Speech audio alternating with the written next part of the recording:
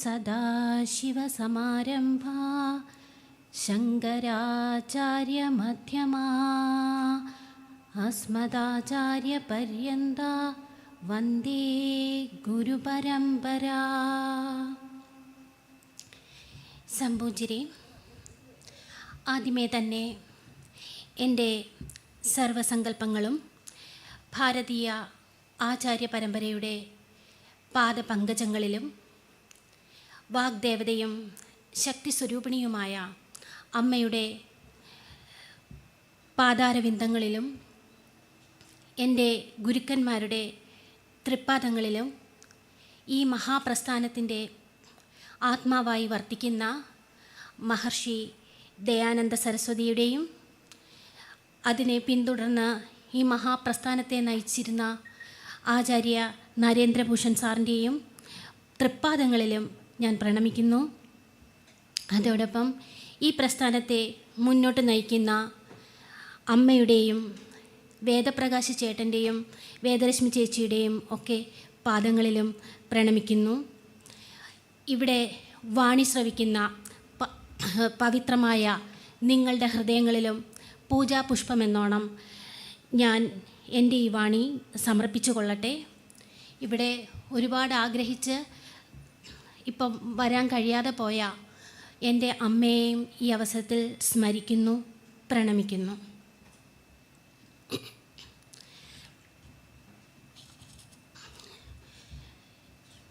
ഈ വിഷയം ഞാനിവിടെ ഇത്രയും കാലം ഈ വേദിയിൽ ഇവിടെ ആദ്യമായിട്ടാണ് ഇരിക്കുന്നത്. അതൊരു ഭാഗ്യമായിട്ടും അനുഗ്രഹമായിട്ടും ഞാൻ കരുതുകയാണ്. ഇത്രയും കാലം ഞാൻ അവിടെ ഇരുന്നാണ് കേട്ടോണ്ടിരുന്നത്. ഇത്തവണ ഒരു പ്രഭാഷണത്തിന് പോലും എനിക്ക് വരാൻ സാധിച്ചില്ല, എൻ്റെ സാഹചര്യം കാരണം. പക്ഷേ എന്നും അവിടെ ഇരിക്കുകയായിരുന്നു. അപ്പം ഒരു സങ്കല്പം ഉണ്ടായിരുന്നത് കൊണ്ടാവാം ഇവിടെ എനിക്ക് എത്തിച്ചേരാനായിട്ട് കഴിഞ്ഞത്. ശരിക്കും പ്രഭാഷണം ചെയ്യാനുള്ള ഒരു മാനസികാവസ്ഥയിലോ പരിസ്ഥിതി ഒന്നുമില്ല. എങ്കിലും ഞാൻ വായനയിൽ നിന്നും എഴുത്തിൽ നിന്നും ഒക്കെ ഒരുപാട് അകന്ന് ഇപ്പോൾ ഇരിക്കുകയാണ്. പിന്നെ മറവിയും ഓർമ്മക്കേടും ഒക്കെ എന്നെ ഇങ്ങനെ ഗ്രസിച്ചിട്ടുണ്ട്.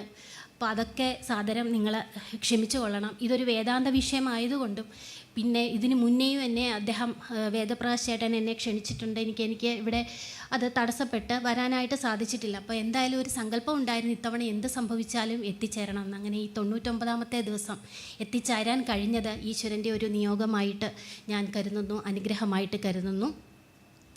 ഇവിടെ പ്രഭാഷണം ചെയ്യാനായിട്ട് ഒരു വിഷയം എന്നെ വിളിച്ചപ്പോൾ, അദ്ദേഹം വിളിച്ചപ്പോൾ വിഷയം എന്താണെന്ന് ചോദിച്ചപ്പോൾ പെട്ടെന്ന് തന്നെ ഞാൻ അധികം ആലോചിക്കാതെ തന്നെ പറഞ്ഞ ഒരു വിഷയമാണ് മരണാനന്തര ജീവിതമോ അത് ഉപനിഷത്തുകളെയൊക്കെ ആസ്പദമാക്കി പറയാം എന്നുള്ള. അങ്ങനെയാണ് മുക്തിയും പുനർജന്മവും എന്ന് അതിന് തലക്കെട്ടൊക്കെ കൊടുത്ത് പിന്നെ അതേപ്പറ്റി സംസാരിക്കാനായിട്ട്. പക്ഷേ ഇതിന് പിന്നിലൊരു കാര്യമുണ്ട്. ഞാൻ സ്കൂള് കാലഘട്ടത്തിൽ വായിച്ച ഒരു ഗ്രന്ഥമാണ് ഇതിൻ്റെ പിന്നിൽ പ്രചോദനമായിട്ടുണ്ടായിരുന്നത്. അത് മറ്റൊന്നുമല്ല, ആചാര്യ നരേന്ദ്രഭൂഷൺ സാറിൻ്റെ പരലോകവും പുനർജന്മവും എന്ന പുസ്തകമാണ്. ആ പുസ്തകത്തിൻ്റെ ചുവട് പിടിച്ചാണ് ഞാനിവിടെ സംസാരിക്കുന്നത്. അതുമാത്രമല്ല, ആ ഗ്രന്ഥം വായിച്ചതിന് ശേഷം എനിക്ക് ഈ വിഷയത്തോടൊരു താല്പര്യം ജനിച്ചു. അത് ധാരാളം ഇതിന് റിലേറ്റഡ് ആയിട്ടുള്ള പുസ്തകങ്ങൾ വായിക്കാനിടയായി, അറിയാനൊക്കെ ഞാൻ ശ്രമിച്ചു. അങ്ങനെയാണ് ഇവിടെ അപ്പോൾ ഈ ആദ്യമായിട്ട് ഈ വിഷയത്തെക്കുറിച്ച് ഞാൻ ഇവിടെ തന്നെ സംസാരിക്കാൻ കഴിഞ്ഞത് എനിക്ക് ഒരു അനുഗ്രഹമായിട്ടും ഭാഗ്യമായിട്ടും ഒക്കെ കരുതുകയാണ്. അപ്പോൾ എൻ്റെ അസാന്നിധ്യത്തിൽ ഇവിടെ 13ാമത്തെ ദിവസമായിരുന്നു പ്രഭാഷണം വെച്ചിരുന്നത്. അസാന്നിധ്യത്തിൽ ഡോക്ടർ പൂജപ്പുര കൃഷ്ണൻ നായർ സാർ, എൻ്റെ ഗുരുനാഥൻ തന്നെയാണ്, അദ്ദേഹം ഈ വിഷയത്തെക്കുറിച്ച് എൻ്റെ സാന്നിധ്യത്തിൽ സംസാരിച്ചിരുന്നു. അത് അദ്ദേഹം എൻ്റെ ഗുരു ആയതുകൊണ്ടും ഞാൻ ശിഷ്യായതുകൊണ്ടും സമാനത, അതായത് റെപ്പറ്റീഷൻ ചിലപ്പോൾ ഉണ്ടായേക്കാം. അപ്പം ചിലപ്പോൾ ഓഡിയൻസ് വേറെ ആയതുകൊണ്ട്, ചിലപ്പോൾ സെയിം ആയതുകൊണ്ടും അത് ആവർത്തനമായിട്ട് സെയിം ആയിട്ടുള്ള ആൾക്കാർക്ക് തോന്നാം, ക്ഷമിക്കുക. അതെ അത് തന്നെ എനിക്ക് വേണ്ടിയിട്ട് പറഞ്ഞതാണ്, അത് മുടങ്ങാതിരിക്കാൻ വേണ്ടി പറഞ്ഞതാണ്. അതുകൊണ്ട് ചിലപ്പോൾ റെപ്പറ്റീഷൻ വരും. കാരണം സാറിൻ്റെ ശിഷ്യായതുകൊണ്ട് സാറ് പറഞ്ഞു തന്നിരിക്കുന്ന കാര്യങ്ങളാണ് കൂടുതലും എൻ്റെ മനസ്സിലുള്ളത്. ഇവിടെ ഈ വിഷയം എന്ന് പറയുമ്പം അദ്ദേഹം കൂടുതലും കഠോപനിഷത്തിനെ ആസ്പദമാക്കിയിട്ടാണ് സംസാരിച്ചത്. അപ്പം ഞാനതുകൊണ്ട് കഠോപനിഷത്തിനെ അധികം സ്പർശിക്കാതെ, എന്നാൽ കഠോപനിഷത്ത് സ്പർശിക്കാതെ പോകാൻ പറ്റില്ല, സംസാരിക്കാം. ജനനം മുതൽ മരണം വരെ അതെന്ന് പറയുന്നത് ഒരു ജീവിതചക്രമാണ്. അതേപോലെ തന്നെയാണ് മരണം മുതൽ പുനർജന്മം വരെ എന്നുള്ളതും അതും ഒരു ജീവിതചക്രമാണ്. ഇതൊരു വേദാന്ത വിഷയമാണ്. അപ്പം ശങ്കരാചാര്യ സ്വാമികൾ അദ്ദേഹത്തിൻ്റെ ഭജഗോവിന്ദത്തിൽ പറഞ്ഞ പോലെ പുനരപി ജനനം പുനരപി ജനനീ ജഠരേ ശരണം എന്ന. അപ്പം ഇങ്ങനെ ഈ ചക്രം ഇങ്ങനെ അനുസ്യൂതം നടന്നുകൊണ്ടിരിക്കുകയാണ്. അപ്പോൾ ഈ വിഷയത്തെക്കുറിച്ച് നമുക്ക് പല രീതിയിൽ സംസാരിക്കാം. അത് എല്ലാവർക്കും അഭിപ്രായ വ്യത്യാസമുള്ള ഒരു ടോപ്പിക്കാണ്. പുനർജന്മമുണ്ടോ, മരണാനന്തരമുണ്ടോ, അങ്ങനെ പല അഭിപ്രായ വ്യത്യാസങ്ങളുള്ള തർക്കങ്ങളുള്ള ഒക്കെ ഒരു വിഷയമാണിത്. പിന്നെ ഈ വിഷയത്തെ നമുക്ക് ഫാൻറ്റസി കലർന്ന, അതിശയോക്തി കലർന്ന, മറ്റുള്ളവരുടെ അനുഭവത്തിൽ കൂടെ, അതുപോലെ ഭീതി കലർന്ന, അങ്ങനെ പല രീതിയിൽ അവിശ്വസനീയമായ സംഭവങ്ങളിൽ കൂടെ ഒക്കെ നമുക്ക് സംസാരിക്കാനായിട്ട് സാധിക്കും. പക്ഷെ ഇതിൻ്റെ മരണത്തിൻ്റെ ദാർശനികമായ ഒരു തലമാണ് ഇവിടെ അവതരിപ്പിക്കാനായിട്ട് ഉദ്ദേശിക്കുന്നത്. അതിന് പ്രമാണമാക്കിയിരിക്കുന്നത് വേദോപനിഷത്തുകളെയും അതുപോലെ തന്നെ ഇതിഹാസ പുരാണങ്ങളെയും ശാസ്ത്രഗ്രന്ഥങ്ങളെയൊക്കെയാണ്. അപ്പം ഇതെന്ന് പറയുന്നത് വളരെ ഗഹനമായിട്ടുള്ള ഒരു വേദാന്ത വിഷയമാണ്. അതിഗഹനം, അതിജടിലം, അതിവിപുലം, അതിനിഗൂഢം എന്ന് നമുക്ക് ഇതിനെ വിശേഷിപ്പിക്കാം. നരേന്ദ്രഭൂഷൺ സാറ് അദ്ദേഹത്തിൻ്റെ ഗ്രന്ഥത്തിൽ പറഞ്ഞ പോലെ ഗുരുത്വമേറിയ വിഷയം ലഘുവാക്കാൻ ശ്രമിച്ചാൽ അത് ലക്ഷ്യപ്രാപ്തി ലഭിക്കണമെന്നില്ല. പക്ഷേ കാരണം ലോഹനൂല് പെട്ടെന്ന് പൊട്ടിപ്പോകും. എന്നാൽ ആ ലോഹത്തെ തകിടാക്കിയാലോ അതിന് പ്രയോജനമുണ്ട് താനും. അതുപോലെ ഒരു പരത്തൽ രീതി. അങ്ങനെയാണ് ഞാനിവിടെ അവതരിപ്പിക്കാനായിട്ട് ഉദ്ദേശിക്കുന്നത്. മരണമെന്ന് പറയുന്നത് നമുക്കെല്ലാം ഒരു തീവ്ര ദുഃഖമാണ്. മരിക്കുന്നവർക്ക് ദുഃഖമല്ല. പക്ഷേ ഇവിടെ ജീവിച്ചിരിക്കുന്നവർക്ക് മരണം ഒരു തീവ്ര ദുഃഖമാണ്. അത് അപ്രതിരോധ്യമാണ്, അപരിഹാര്യമാണ്, അത് അലംഘനീയമാണ്. ഇതൊരു നിയമമാണ്. ലംഘനീയമായിട്ടുള്ള, പരിഹാരമില്ലാത്ത, അതുപോലെ തന്നെ പ്രതിരോധിക്കാനൊന്നും തടയാൻ നമുക്ക് കഴിയാത്ത ഒരു നിയമമാണ്. ഇത് തോമസ് ഗ്രേയുടെ ഒരു പ്രശസ്തമായ കവിതയുണ്ട്, elegy written in the country churchyard എന്ന് പറയുന്നത്. അതിനകത്തെ ഒരു ഫേമസ് ആയിട്ടുള്ള ഒരു വരിയുണ്ട്, all paths of glory leads but to the grave. അതായത് നമ്മുടെ ഓരോ നിമിഷത്തെയും യാത്ര എവിടേക്കാണ്? ശ്മശാനത്തിലേക്കാണ് നമ്മുടെ യാത്ര. അത് അലംഘനീയമായിട്ടുള്ള കാര്യമാണ്. ഇത് ഭാരതീയമായിട്ടുള്ള നമ്മുടെ കവികളെല്ലാം തന്നെ ഇതേപ്പറ്റി സംസാരിച്ചിട്ടുള്ളതാണ്. തങ്ങളുടെ കൃതികളിൽ ഈ ആശയം ഉൾക്കൊള്ളിച്ചിട്ടുള്ളതാണ്. ഉദാഹരണത്തിന് കുമാരനാശാൻ അദ്ദേഹത്തിൻ്റെ വീണപൂ ഒന്ന് എടുത്തു നോക്കിയാൽ അതിനകത്ത് ശ്രീഭൂവിലസ്ഥിര അവനിവാഴ്വ് കിനാവ് ആയിട്ടൊക്കെയാണ് അദ്ദേഹം അതിനെ വിശേഷിപ്പിച്ചിരിക്കുന്നത്. അപ്പം നമ്മുടെ ഈ അസ്ഥിരമായിട്ടുള്ള, അനിത്യമായിട്ടുള്ള ഒരു ജീവിതമാണ്. പക്ഷേ നമ്മളൊക്കെ വിചാരിക്കുന്നത് ഇത് എന്താണ്, ഇവിടെ നമ്മൾ സ്ഥിരതാമസക്കാരാണ്. അതുകൊണ്ട് എന്തൊക്കെയോ സ്ഥാനമാനങ്ങളും കീർത്തിക്ക് വേണ്ടിയും അതുപോലെ ബന്ധങ്ങൾക്ക് വേണ്ടിയല്ല, അതെല്ലാം വെട്ടിപ്പിടിക്കാനുള്ള ഒരു ശ്രമത്തിൽ ഇങ്ങനെ പരക്കം പായുകയാണ്. പക്ഷേ നമ്മുടെ ജീവിതം എന്ന് പറയുന്നത് വളരെയധികം ഹ്രസ്വമായിട്ടുള്ള ഒന്നാണ്. അപ്പോൾ ആ ചുരുങ്ങിയ കാലഘട്ടത്തിൽ നമ്മൾ സത്പ്രവർത്തികൾ ചെയ്ത കർമ്മനിരതരായിട്ടിരിക്കുക. അപ്പം നമ്മൾ ജീവിതാന്തി എത്തിക്കഴിഞ്ഞ് തിരിഞ്ഞു നോക്കുമ്പോഴേക്കും നമുക്ക് നിരാശ, നമ്മളൊന്നും ചെയ്തില്ലല്ലോ എന്നുള്ള ആ നിരാശയൊന്നും നമ്മളെ ഗ്രസിക്കുകയില്ല. പക്ഷേ നമ്മൾ എന്ത് തന്നെ നേടിയാലും ഇവിടെ നിന്നൊന്നും കൊണ്ടുപോകുന്നില്ല. അതിന് ഉദാഹരണമായിട്ട് പ്രശസ്തമായൊരു പ്രതീകാത്മക ചിത്രമുണ്ട്. അത് അലക്സാണ്ടർ ചക്രവർത്തിയുടെയാണ്. അദ്ദേഹം നമുക്കറിയാം, അദ്ദേഹം ഈ ലോകം മൊത്തം വെട്ടിപ്പിടിച്ച ആളാണ്. അപ്പം ലോകം മൊത്തം വെട്ടിപ്പിടിച്ചിട്ടും അദ്ദേഹം മരിക്കുന്ന സമയത്ത് ശവമഞ്ചത്തിൽ അദ്ദേഹത്തിൻ്റെ 2 കൈകൾ, നമ്മൾ സ്കൂളിൽ പഠിക്കുമ്പോഴേ കേട്ടിട്ടുള്ള 2 കൈകളും മലർത്തി വെച്ചിട്ടുണ്ട്. എന്തിനാണ്? താനൊന്നും കൊണ്ടുപോയിട്ടില്ലെന്ന് കാണിക്കാൻ. ഇത് ലോകത്തിനുള്ള ഒരു സന്ദേശമാണ്. അപ്പം എല്ലാം അനിത്യമാണ്. അപ്പം ബ്രഹ്മസത്യം ജഗന്മിഥ്യ, അതേപ്പറ്റി ഇവിടെ 1000 ചർച്ചകൾ നടന്നിട്ടുള്ളതാണ്. അപ്പം ബ്രഹ്മം മാത്രമാണ് സത്യം, ബാക്കി പ്രപഞ്ചത്തിലുള്ള എല്ലാം മിഥ്യയാണ്. ഈ ശ്രീനാരായണ ഗുരുദേവൻ അദ്ദേഹം പറയുന്നത്, ഇതിനെ ഉപമിച്ചിരിക്കുന്നത് കാനൽ ജലത്തോടാണ്. നമുക്കറിയാം കാനൽ ജലം, മരുഭൂമിയിലെ കാനൽ ജലം, അതായത് മിറേജ്. അത് എന്തുകൊണ്ടാണ് ഉണ്ടാകുന്നത്? അതിൻ്റെ റിഫ്രാക്ഷൻ കൊണ്ടാണ്, ലൈറ്റിൻ്റെ ബെൻഡിങ് കൊണ്ടാണ് നമുക്കറിയാം. പക്ഷേ മൃഗങ്ങൾ ആ ജലാശയം കാണുമ്പോൾ വെള്ളം കുടിക്കാൻ ദാഹിച്ചു വലഞ്ഞ മൃഗങ്ങളാണ്, മരുഭൂമിയിലെ മൃഗങ്ങൾ, അത് കാണുമ്പോൾ അത് ജലമാണെന്ന് തെറ്റിദ്ധരിച്ച് അതിനടുത്തേക്ക് പായുന്നു. പക്ഷെ അടുത്ത് ചെല്ലുമ്പോൾ ഇത് അകന്നകന്ന് പോകുന്നു. അങ്ങനെ പിന്നെയും പായുന്നു, അകന്നകന്ന് പോകുന്നു. അപ്പോൾ ഈ പ്രക്രിയ കുറേ നേരം തുടരുന്നു. ഇതിനെയാണ് ഈ കാനൽ ജലത്തിനെ അദ്ദേഹം വിശേഷിപ്പിച്ചിരിക്കുന്നത് മൃഗതൃഷ്ണിക എന്നാണ്. അപ്പോൾ ഈ മൃഗതൃഷ്ണിക പോലെയാണ് നമ്മുടെയും ഒരു ജീവിതം. നമ്മൾ എന്തിനെയൊക്കെയോ നേടാൻ വേണ്ടി ഇങ്ങനെ ഓടും, അവസാനം ഒന്നും നേടാതെ മരിച്ചു വീഴുന്ന ഒരു അവസ്ഥ പലരിലും കണ്ടിട്ടുണ്ട്. അപ്പം എല്ലാ സത്യങ്ങളും ഇതും നമ്മൾ ഈ വേദാന്ത സത്യങ്ങളൊക്കെ മനസ്സിലാക്കി ഓടുന്നത് കൊണ്ട് തെറ്റൊന്നുമില്ല.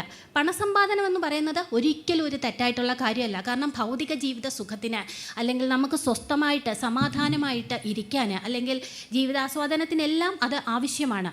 നമ്മൾ സന്യാസി ആ കാറ്റഗറിയിലാണെങ്കിൽ പോലും പണം വേണം. അപ്പം ഇവിടെ ഞാൻ വന്നിരിക്കുന്നത് എനിക്ക് ഭൗതികമായിട്ട് ജീവിതത്തിന് ഒരു ആരോഗ്യപരമായിട്ടുള്ള പ്രശ്നങ്ങൾ, അല്ലെങ്കിൽ പണസംബന്ധമായിട്ട് ആരോഗ്യപരമായ പ്രശ്നം വന്നാൽ പണം ആവശ്യമാണ് അല്ലേ. അപ്പം അങ്ങനെയുള്ള ജീവിതത്തിൽ സ്വസ്ഥതക്കേടുകൾ ഇല്ലാത്തതുകൊണ്ട്, അല്ലെങ്കിൽ ഇവിടെ യജ്ഞം നടക്കുന്നു, ഈ 99 ദിവസം യജ്ഞം നടക്കുന്നു. ഇതിന് അപ്രോക്സിമേറ്റ് കണക്ക് ചേട്ടൻ പറഞ്ഞത് പ്രകാരം ഒരു 10 ലക്ഷം രൂപയെങ്കിലും ചിലവായിട്ട്. അപ്പോൾ പണമുണ്ട്, പണം വേണം അതിനെല്ലാം. അപ്പം ധർമ്മത്തിലൂടെ പണസമ്പാദനം എന്ന് പറയുന്നത് ഒരു തെറ്റായിട്ടുള്ള കാര്യമല്ല. കാരണം നമ്മുടെ ഭാരതീയമായ ശാസ്ത്രമാണ് അർത്ഥശാസ്ത്രം, അതായത് കൗടില്യൻ്റെ, ചാണക്യൻ്റെ അർത്ഥശാസ്ത്രം.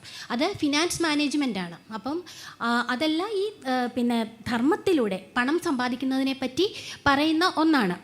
അപ്പോൾ ഈ എന്തായാലും അമിതമായി കഴിഞ്ഞാൽ അത് പ്രശ്നമാണെന്നുള്ളതേ ഉള്ളൂ. അപ്പം ഈ ശാശ്വതമായിട്ടുള്ള സുഖം അല്ലെങ്കിൽ സന്തോഷമെന്ന് പറഞ്ഞു കഴിഞ്ഞാൽ അതൊന്നും ഇതിൽ നിന്നൊന്നും കിട്ടില്ല. നമ്മുടെ ഈ ഭൗതിക ജീവിത സുഖങ്ങളിൽ നിന്നൊന്നും തന്നെ ശാശ്വതമായിട്ടുള്ള സന്തോഷവും ഒന്നും തന്നെ കിട്ടുകയില്ല, ശാന്തിയും സമാധാനവും ഒന്നും കിട്ടുകയില്ല. പിന്നെ എന്താണ് അത് തരുന്നതെന്ന് പറഞ്ഞു കഴിഞ്ഞാൽ അത് ഇവിടെ ഒരുപാട് ചർച്ച ചെയ്ത കാര്യം തന്നെയാണ്. ഞാൻ ആത്മാവാണ് എന്നുള്ള ആ തിരിച്ചറിവ്, ആ ഞാൻ ആത്മാവാണെന്നുള്ള ആ തിരിച്ചറിവ്, അതായത് എനിക്ക് ആ ആത്മാവ് എന്ന് പറയുന്നത് ഈശ്വരാംശമാണ്.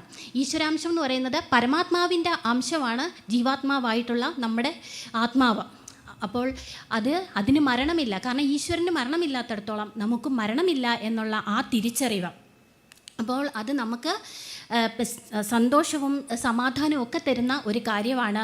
ആത്മാവിന് തുടക്കമില്ല, ഒടുക്കമില്ല, രോഗമില്ല, ദുഃഖമില്ല, ആദിയില്ല, അന്തമില്ല, അങ്ങനെ മരണമില്ല, ഒന്നുമില്ല. നമ്മുടെ ആത്മോപദേശ ശതകത്തിൽ ശ്രീനാരായണ ഗുരുദേവൻ പറഞ്ഞിരിക്കുന്നത് മരണമില്ല, പുറപ്പില്ല, വാഴ്വുമില്ല എന്നാണ്. പിന്നെ നമ്മൾ ഈ കാണുന്നതൊക്കെ, ഇപ്പോൾ ഇവിടെ കാണുന്നതൊക്കെ നാമരൂപങ്ങളാണ്, എനർജിയുടെ സ്പന്ദനങ്ങളാണ്. അതുപോലെ സൂര്യചന്ദ്രന്മാർ വരെ നാമരൂപങ്ങളാണ്. അപ്പം ഈ ഒരു കോൺസെപ്റ്റിൽ, അതായത് ആത്മാവിനെ അറിയാൻ വേണ്ടിയിട്ട് ഒരുപാട് യോഗ പദ്ധതികൾ, അനുഷ്ഠാന പദ്ധതികളുണ്ട്. ജ്ഞാനയോഗം, കർമ്മയോഗം, രാജയോഗം, ഭക്തിയോഗം, ധാരാളം പദ്ധതികളുണ്ട്, യോഗ പദ്ധതികളുണ്ട്. ഇതിൽ ഏറ്റവും ശ്രേഷ്ഠമായിട്ട് പറഞ്ഞിരിക്കുന്ന പദ്ധതി, അതായത് ഏറ്റവും ശ്രേഷ്ഠമെന്ന് ശങ്കരാചാര്യ സ്വാമികൾ വിശേഷിപ്പിച്ചിരിക്കുന്നത് ഏതിനെയാണ്? ജ്ഞാനയോഗത്തെയാണ്. ജ്ഞാനയോഗത്തെയാണ് ശങ്കരാചാര്യ സ്വാമികൾ ഏറ്റവും ശ്രേഷ്ഠമായിട്ട് ആത്മാവിനെ അറിയാനായിട്ട്, എന്നെ അറിയാനായിട്ട് ഉള്ള ഏറ്റവും ശ്രേഷ്ഠമായ പദ്ധതിയായിട്ട്. അങ്ങനെ ദേഹബോധ വ്യക്തിത്വത്തിൽ നിന്നും ആത്മബോധ വ്യക്തിത്വത്തിലേക്ക്, അങ്ങനെ മരണമില്ലാത്ത അവസ്ഥയിലേക്ക് നമ്മൾ എത്തിച്ചേരും, ആ ബോധത്തിലേക്ക് എത്തിച്ചേരും. അമൃതസ്യ പുത്ര എന്നാണ് ഉപനിഷത്തിലെല്ലാം പറഞ്ഞിട്ടുള്ളത്. അപ്പോൾ ഈ ഞാനെന്ന ഇതിനെപ്പറ്റി അറിയാനായിട്ട് വൈശേഷിക ദർശനകാരകനായിട്ടുള്ള ന്യായ ദർശകനായിട്ടുള്ള ഗൗതമൻ, വൈശേഷിക ദർശനകാരകനായിട്ടുള്ള കണാദൻ, ഇവരെയൊക്കെ നമുക്ക് വഴികാട്ടികളായിട്ട് സ്വീകരിക്കുക. അതൊന്നും ഞാനിവിടെ പറയാൻ ഉദ്ദേശിക്കുന്നില്ല. അപ്പം നമ്മൾക്ക് 3 തത്വങ്ങളുണ്ട്: പ്രകൃതി, പുരുഷൻ, പരമപുരുഷൻ, അല്ലെങ്കിൽ പ്രകൃതി, ജീവാത്മാവ്, പരമാത്മാവ്. അപ്പോൾ ഈ 3 തത്വങ്ങളെ നമ്മൾ കൂടുതൽ മനസ്സിലാക്കി കഴിഞ്ഞു കഴിഞ്ഞാൽ ഇതേക്കുറിച്ച് കൂടുതൽ ബോധം നമുക്ക് ഉണ്ടാകും. സാഖ്യദർശനത്തിൽ, അത് ഇവിടെ മുൻ പ്രഭാഷണങ്ങളിൽ ചർച്ച ചെയ്ത വിഷയമാണ്. സാഖ്യദർശനത്തിൽ കപില മഹർഷി ഇതേക്കുറിച്ച് കൂടുതലായിട്ട് വിശദമായിട്ടൊക്കെ പ്രതിപാദിക്കുന്നുണ്ട്.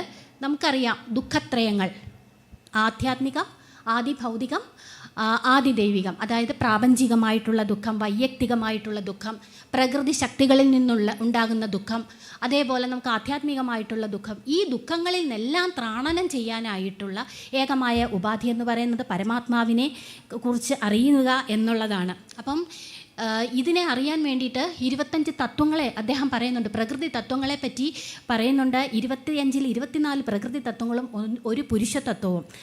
ഈ ഒരു പുരുഷ തത്വം എന്ന് പറയുന്നത് പരമാത്മ തത്വമാണ്. ആ തത്വത്തിൽ നിന്നാണ് ഈ 24 തത്വങ്ങളും. ഇത് ഞാൻ പറഞ്ഞു, ഇതെൻ്റെ വിഷയമല്ല, ഓൾറെഡി ഇത് ഇവിടെ ചർച്ച ചെയ്തിട്ടുണ്ട്, അതുകൊണ്ടാണ് അതേപ്പറ്റി കൂടുതൽ പറയേണ്ടാത്തത്. അപ്പോൾ 24 തത്വങ്ങളും ഈ പിന്നെ പരമാത്മ തത്വത്തിൽ നിന്നാണ് ഉണ്ടായിരിക്കുന്നത്. അപ്പോൾ ഈ അനന്തകോടി ബ്രഹ്മാണ്ടങ്ങളും നമ്മളും ഈ പ്രകൃതിയും എല്ലാം തന്നെ ചരാചരങ്ങളെല്ലാം എല്ലാത്തിലും അടങ്ങിയിരിക്കുന്നത് ഈ 25 തത്വങ്ങളാണ്.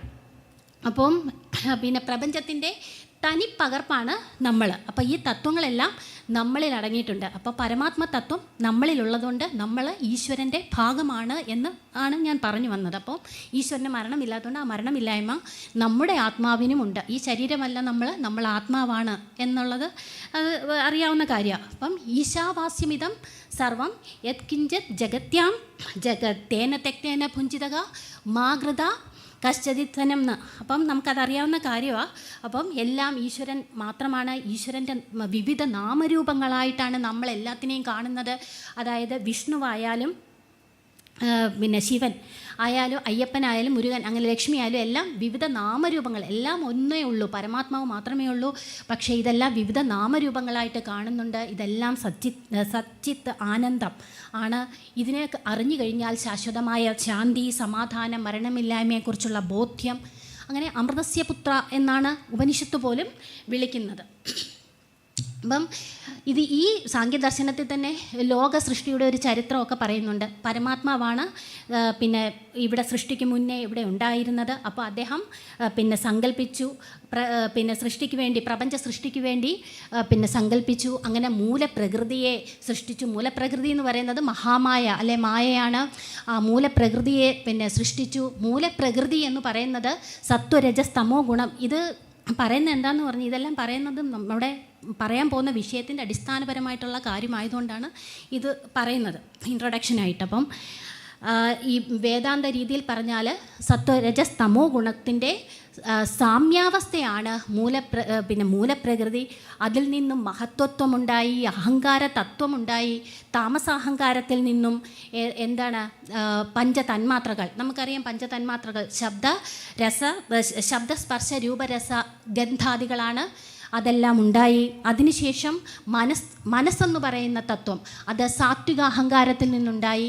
ഈ പഞ്ചതന്മാത്രകളിൽ നിന്ന് തന്നെ നമുക്ക് ജ്ഞാനേന്ദ്രിയങ്ങളും കർമ്മേന്ദ്രിയങ്ങളും ഉണ്ടായി. അപ്പം ജ്ഞാനേന്ദ്രിയങ്ങൾ നമുക്കറിയാം, കണ്ണ്, മൂക്ക്, നാക്ക്, ത്വക്ക് ഒക്കെയാണ്. അതുപോലെ കർമ്മേന്ദ്രിയങ്ങൾ എന്ന് പറയുന്നത് വാക്ക്, പാണി, പാദം, പായു, ഉപസ്ഥം, ഇതൊക്കെയാണ്. അപ്പോൾ അതെല്ലാം ഉണ്ടായി. അവസാനം പഞ്ചഭൂതങ്ങൾ, ആകാശം, ഭൂമി തുടങ്ങിയ പഞ്ചഭൂതങ്ങളും ഉണ്ടായി. അപ്പം ഇതേപോലെ തന്നെ അങ്ങനെ പ്രപഞ്ച സൃഷ്ടി ഇതെല്ലാം തന്നെ നമ്മുടെ ശരീരത്തിൽ കുടികൊള്ളുന്ന വിശേഷ തത്വങ്ങളാണ്. അപ്പം നമ്മുടെ മരണമില്ലായ്മയെക്കുറിച്ചുള്ള ബോധ്യപ്പെടുത്തലിന് ഇതെല്ലാം ആവശ്യമാണ്. അതുകൊണ്ട് പറഞ്ഞു എന്നേ ഉള്ളൂ. പിന്നെ അതുപോലെ തന്നെ പഞ്ചപ്രാണനുണ്ട്. പഞ്ചപ്രാണനെ പറ്റി നമുക്കറിയാം. പിന്നെ പ്രാണൻ, അപാനൻ, വ്യാനൻ, സമാനൻ, ഉദാനനൊക്കെ. അപ്പം ഒന്ന് പിന്നെ പ്രാണൻ എന്ന് പറയുന്നതാണ്. പ്രാണൻ 5 തരത്തിലെ പ്രവൃത്തി അടിസ്ഥാനപ്പെടുത്തിയ, യഥാർത്ഥത്തിൽ പ്രാണൻ എന്ന് പറയുന്നത് ഒരേ ഒരു കാര്യം മാത്രമേ ഉള്ളൂ. നമ്മുടെ ജീവശക്തിയായിട്ട് നമ്മുടെ ശരീരത്തിൽ കുടികൊള്ളുന്നത് ഒരേ ഒരു പ്രാണൻ മാത്രമേ ഉള്ളൂ. പക്ഷേ അതിൻ്റെ പ്രവൃത്തിയെ അടിസ്ഥാനപ്പെടുത്തിയിട്ടാണ് ഈ 5ആയിട്ടൊക്കെ തിരിച്ചു വച്ചിരിക്കുന്നത്. അപ്പം പ്രാണൻ എന്ന് പറഞ്ഞു കഴിഞ്ഞാൽ നമ്മുടെ ശ്വാസോച്ഛ്വാസം, അത് വിഷയഗ്രഹണ ശക്തിയായിട്ടാണ്. അതായത് ശബ്ദാദി വിഷയങ്ങളെ ഗ്രഹിക്കുന്നതിനുള്ള ഒരു ശക്തിയായിട്ടാണ് നമ്മൾ പ്രാണനെ കാണുന്നത്. ഇതെല്ലാം നമ്മുടെ ശരീരത്തിലുള്ള സംഭവങ്ങളാണ്. അതേപോലെ തന്നെ അപാനൻ, അത് ഗുദപ്രദേശത്ത് സ്ഥിതി ചെയ്യുന്നു, അത് വിസർജന ശക്തിയാണ്. അതുപോലെ വ്യാനൻ ദഹനശക്തി, നമ്മുടെ ആഹാരത്തെ ദഹിപ്പിക്കാൻ. സമാനൻ എന്ന് പറയുന്നത് പിന്നെ വിതരണ ശക്തി, ശരീരത്തിൻ്റെ ഇതര ഭാഗത്തേക്ക് ഇതെല്ലാം എത്തിച്ച് കൊടുക്കാനുള്ള ശക്തി. പിന്നെ ഏറ്റവും അവസാനം ഉദാനൻ, അത് ഉദ്ഗമന ചിന്താശക്തി എന്നാണ് ഉദാനനെ പറയുന്നത്. അപ്പോൾ ഈ ഉദാനൻ ആണ് പിന്നെ നമ്മളെ അറിവിൻ്റെ പുതിയ മേഖലയിലേക്ക് നമ്മളെ ഉയർത്തുന്ന നമ്മുടെ ഉള്ളിലെ പ്രാണശക്തി എന്ന് പറയുന്നത്. ഇത് തന്നെയാണ് മരണസമയത്ത് കണ്ഠദേശത്ത് സ്ഥിതി ചെയ്തിട്ട് പുറത്തേക്ക് മരണകാലത്ത് ജീവനെ പുറത്തു പോകാനായിട്ട് സഹായിക്കുന്നതും ഈ ഉദാനനാണെന്നാണ് പറയപ്പെടുന്നത്. അപ്പം നമ്മളിപ്പം ഇച്ചിരി വിഷയത്തിൽ നിന്ന് മാറി ഇത് പിന്നെ നമ്മൾ മരണത്തെ പറ്റിയാണ് പറഞ്ഞേക്കുന്നത്. അപ്പം മരണം എന്ന് പറയുന്നത് അടിസ്ഥാനപരമായിട്ട് ചിന്തിച്ചു കഴിഞ്ഞാൽ ദുഃഖമല്ല. കാരണം ഇതൊരു ജീവിതം എന്ന് പറയുന്നത് നമുക്ക് ജീവിതത്തിൽ അതൊന്നും ഇംപ്ലിമെൻറ്റ് ചെയ്യാൻ പറ്റത്തില്ല. ഞാനിത് അനുഭവിക്കുന്നതുകൊണ്ട് എനിക്കറിയാം. പക്ഷെ നമുക്ക് പറയുമ്പോൾ പറയാം ദുഃഖമല്ല എന്ന്. പക്ഷേ നമ്മളെ അത് ബാധിക്കും, അത് വേറെ കാര്യം. പിന്നെ യഥാർത്ഥത്തിൽ വേദാന്ത രീതിയിൽ പറയുകയാണ് ഞാൻ. അപ്പം ജീവിതത്തിൽ രാത്രിയും പകലും പോലെയാണ്. അതായത് മരണമെന്ന് പറയുന്നത് രാത്രിയും ജീവിതത്തെ പകലുമായിട്ടാണ് കൽപ്പിച്ചിരിക്കുന്നത്. അപ്പം നമ്മൾ ജീവിതത്തിൽ ഒരുപാട് പകലത്തെ ഒരുപാട് പരിശ്രമത്തിന് ശേഷം സായങ്കാലം ആകുമ്പോഴത്തേക്കിനും തളർന്ന് ക്ഷീണിച്ചതിന് ശേഷം നമ്മൾ ഗാഠനിദ്രയിൽ രാത്രിയിൽ സുഖസുഷുപ്തിയിലേക്ക് പോകും. ഈ ഒരു അവസ്ഥ തന്നെയാണ് ജീവിതവും അതുപോലെ തന്നെ മരണവും. ആ ഗാഠ സുഷുപ്തി പോലെയാണത്രേ. അപ്പം ഇതിനെ വേറെ രീതിയിൽ പറഞ്ഞു കഴിഞ്ഞാൽ വികാസവും ഹ്രാസവും എന്ന് പറയുന്നുണ്ട്. അപ്പം നമുക്ക് പകല് നഷ്ടപ്പെട്ട ശക്തിയുടെ പുനഃസംഭരണമാണ് രാത്രിയിൽ നമ്മൾ ഈ ഉറക്കത്തിൽ സംഭവിക്കുന്നത്. അതുപോലെ തന്നെ മരണത്തിലൂടെ ജീവിതം പുതുമയാർജിക്കുകയാണ് ചെയ്യുന്നത്. അപ്പം വികാസവും ഹ്രാസവും. ഇപ്പം സൂര്യചന്ദ്രന്മാരെ നമ്മൾ എടുക്കാം. സൂര്യൻ കത്തിയെരിയുകയാണ്, പക്ഷേ എരിഞ്ഞടങ്ങുകയും കൂടെയാണ്. അതേപോലെ തന്നെയാണ് നമ്മുടെ ജീവിതവും. അതേപോലെ ചന്ദ്രനിൽ ജലമുണ്ടായിരുന്നു, പക്ഷേ ഇപ്പോൾ ജലം വറ്റിയ അവസ്ഥയാണ്. അപ്പോൾ ഇതാണ് വികാസവും ഹ്രാസവും. അതുപോലെ തന്നെയാണ് നമ്മൾ ജീവിക്കുന്നത്. ജനനം എന്ന് പറയുന്നത് വികാസവും, ഹ്രാസവും എന്ന് പറയുന്നത് നമ്മൾ ജീവിച്ച് തീർക്കുന്ന ഓരോ നിമിഷവും ഹ്രാസവുമാണ്. അപ്പോൾ വികാസവും ഹ്രാസവും പോലെയാണിത്. അപ്പോൾ അതുകൊണ്ട് ദുഃഖം അല്ല എന്നാണ് അതിനെക്കുറിച്ച് പൊതുവെ വേദാന്തത്തിൽ പറയുന്നത്. അതുപോലെ ഭഗവത്ഗീതയിൽ ഭഗവാന് പറയുന്നത് എന്താണ്?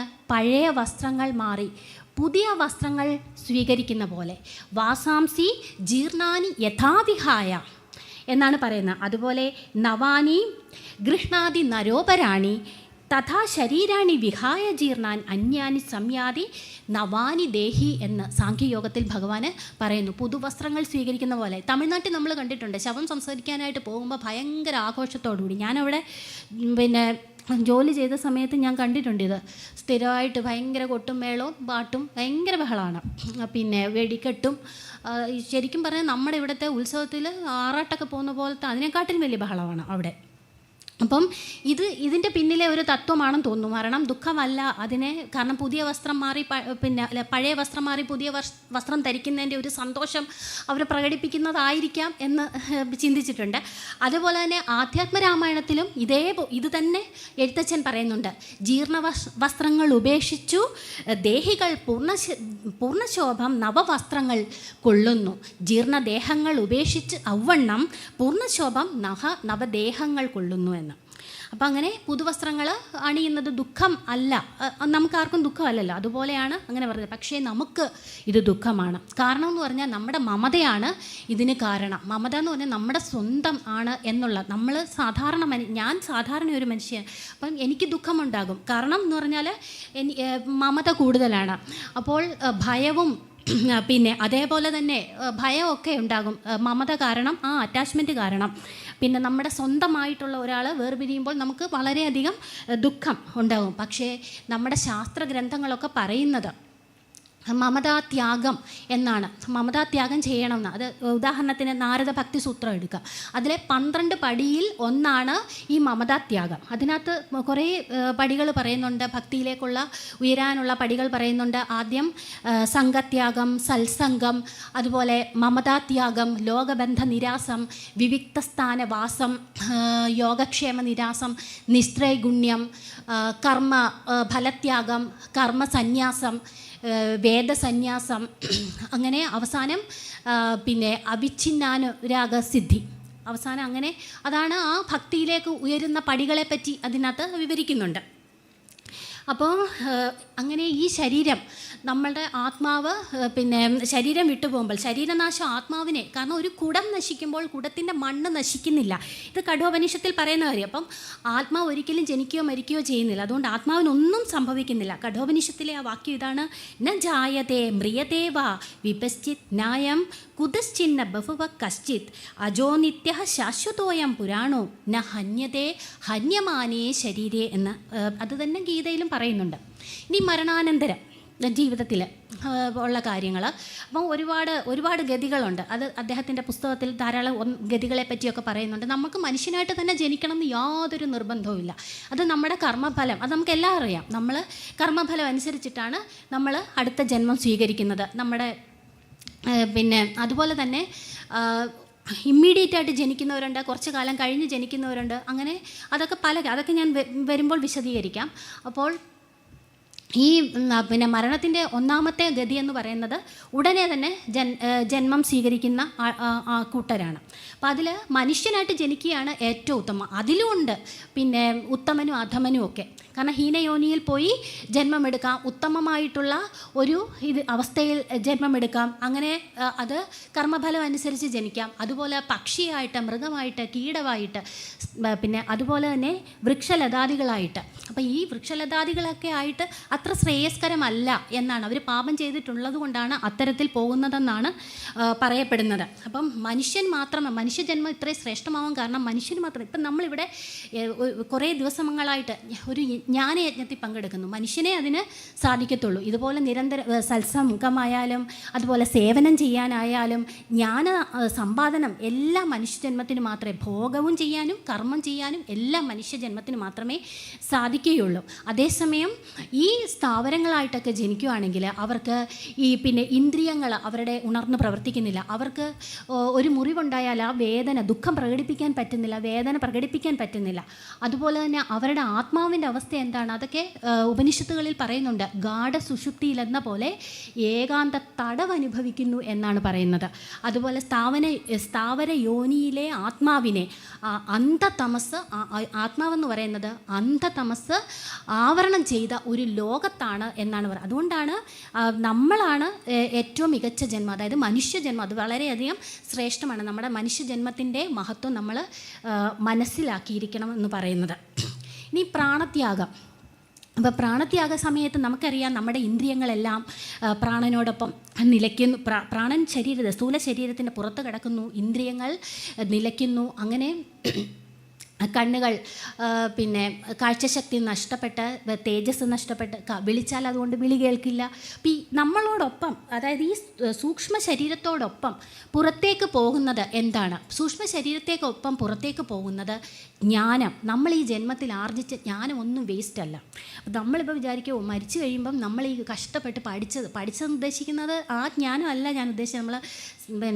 നമ്മൾ ആർജിച്ച ജ്ഞാനമൊക്കെ തന്നെ, നമ്മൾ നല്ല ജ്ഞാനമെല്ലാം നേടിയതെല്ലാം അടുത്ത ജന്മത്തിലേക്ക്. അതുപോലെ നമ്മുടെ കർമ്മങ്ങൾ, ആ കർമ്മത്തിനനുസരിച്ചായിരിക്കും നമ്മുടെ അടുത്ത ജന്മം. അതുപോലെ തന്നെ വാസനകൾ, പൂർവ്വപ്രജ്ഞ, ഇതെല്ലാം അടുത്ത ജന്മത്തിലേക്ക് കടന്നു പോകും. വാസനകളെന്ന് പറയുന്ന മുണ്ടകോപനിഷത്തിൽ പറയുന്നു ഹൃദയഗ്രന്ഥി എന്നാണ് വാസനകളെ പറയുന്നത്. അപ്പം ഹൃദയഗ്രന്ഥി തുറക്കുമ്പോൾ സകാമകർമ്മജന്യമായിട്ടുള്ള വാസനകൾ അവസാനിക്കുമ്പോൾ നമുക്ക് മുക്തിക്കർഹമായി എന്നാണ് പറയുന്നത്. അപ്പം വാസനകളാണ് നമ്മളെ ഇങ്ങനെ പുനർജനിപ്പിക്കാനായിട്ട് ഇടയാക്കുന്നത്. അപ്പം ഇത് ബൃഹദാരണ്യ ഉപനിഷത്തിൽ, അപ്പം നമ്മുടെ ജന്മവാസനകളും എല്ലാം ഈ പ്രാണനൊപ്പം പുറത്തേക്ക് പോകുന്നു. അപ്പം ബൃഹദാരണ്യ ഉപനിഷത്തിലെ പറ്റിയൊക്കെ വിശദമായിട്ട് പറയുന്നുണ്ട്. ആദിത്യലോക പ്രാപ്തി സമാനമായിട്ടുള്ള ജ്ഞാനകർമ്മങ്ങളാണ്, അതായത് ചന്ദ്രലോകം, അതേപ്പറ്റി വിശദീകരിക്കുന്നുണ്ട്. ചന്ദ്രലോകം, പിന്നെ ചന്ദ്രമാർഗവും സൂര്യമാർഗവും ഒക്കെ വിശദീകരിക്കുന്നുണ്ട്. അപ്പോൾ ആദിത്യലോക പ്രാപ്തി സാധനമായിട്ടുള്ള ജ്ഞാനകർമ്മങ്ങളാണ് നമ്മൾ ചെയ്തിട്ടുണ്ടെങ്കിൽ അത് നമ്മുടെ പ്രാണൻ പോകുന്നത് ചക്ഷുസിലൂടെയാണ്. അതല്ല ലോകപ്രാപ്തി സാധനമായിട്ടുള്ള ജ്ഞാനകർമ്മങ്ങളാണെങ്കിൽ നമ്മുടെ മൂർധാവിലൂടെയാണ്.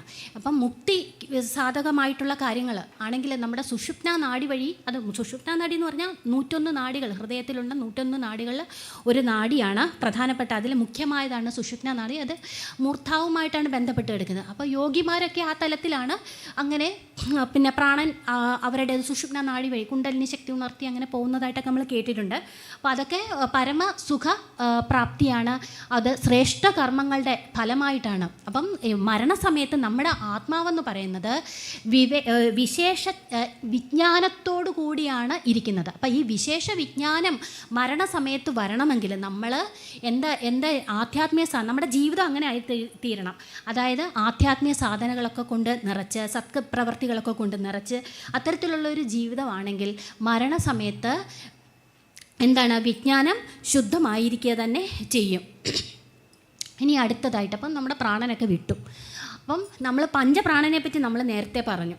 ഇനി അടുത്തതായിട്ട് ഒരു 5 പ്രാണനും കൂടെ ഉണ്ട്. ദശപ്രാണനാണ് ശരിക്കുള്ളത്. അത് നാഗൻ, കൃകലൻ, കൂർമൻ, ദേവദത്തൻ, ധനഞ്ജയൻ. നമ്മൾ പിന്നെ ഇത് കേട്ടിട്ടുണ്ടാവും. അപ്പം ഈ ധനഞ്ജയ പ്രാണനാണ് നമ്മുടെ ശരീരത്തെ വിഘടിക്കാനായിട്ട് പിന്നെ സഹായിക്കുന്നത്. അതുകൊണ്ടാണ് പെട്ടെന്ന് വിഘടിക്കാൻ വേണ്ടിയിട്ട് എന്ത് പറയുന്നത്, ഭസ്മാന്തം ശരീരം എന്ന യജുർവേദം പറയുന്നത്. ഭസ്മീകരിച്ച് കളയുക. കാരണം നമ്മുടെ മൃതശരീരത്തിന് ദാഹസംസ്കാരമാണ് പറഞ്ഞിട്ടുള്ളത്. അങ്ങനെ ഉടനെ പിന്നെ ദഹിപ്പിച്ച് കളഞ്ഞു കഴിഞ്ഞാൽ ധനഞ്ജയ പ്രാണന് പിന്നെ ആ ജോലി നിർവഹിച്ചിട്ട് എവിടെ, പ്രകൃതിയിൽ ലയിക്കുകയും ചെയ്യും. അതുപോലെ തന്നെ ഇനിയും അടുത്ത ജന്മത്തിലേക്ക് പോകും. ഇപ്പോൾ ഇമ്മീഡിയറ്റ് ആയിട്ട് ജനിക്കുന്നവരുടെ കാര്യമാണ്, ഉടനെ ജന്മം എടുക്കുന്നവരുടെ കാര്യമാണ് പറയുന്നത്.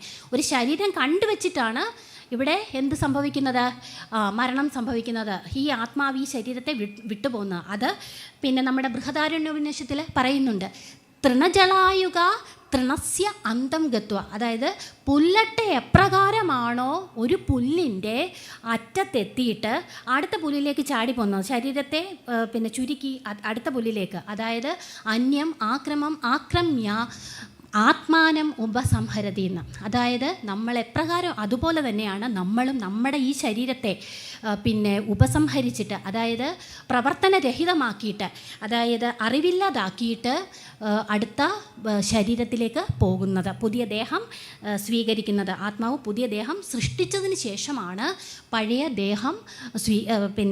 ദേഹം വിടുന്നതെന്ന് സാരം. അതുപോലെ തന്നെ പിന്നെ സ്വർണ്ണപ്പണിക്കാരൻ, അതായത് ഒരു പഴയ സ്വർണ്ണത്തെ എടുത്ത് അതിൻ്റെ അംശങ്ങൾ ചേർത്തിട്ട് ഒരു പുതിയ ആഭരണം ഉണ്ടാക്കുന്ന, അതുപോലെ തന്നെയാണ് നമ്മുടെ ഈ ശരീരത്തിൻ്റെ പുതിയൊരു ശരീരത്തെ, പൂർണ്ണശോഭം ഉള്ള ഒരു ശരീരത്തെ നിർമ്മിക്കുന്നതെന്നും പിന്നെ ഉപനിഷത്തുകളിലൊക്കെ ഉദാഹരണമായിട്ട് പറഞ്ഞിട്ടുണ്ട്. ശോഭനമായ ഒരു രൂപത്തെ സ്വീകരിക്കുന്നത്. അപ്പം നമ്മുടെ ആഗ്രഹത്തിനനുസരിച്ചിട്ടായിരിക്കും, നമ്മുടെ വാസനയ്ക്കനുസരിച്ചിട്ടായിരിക്കും, എപ്രകാരമാണോ അതാണ് പറയുന്നത്.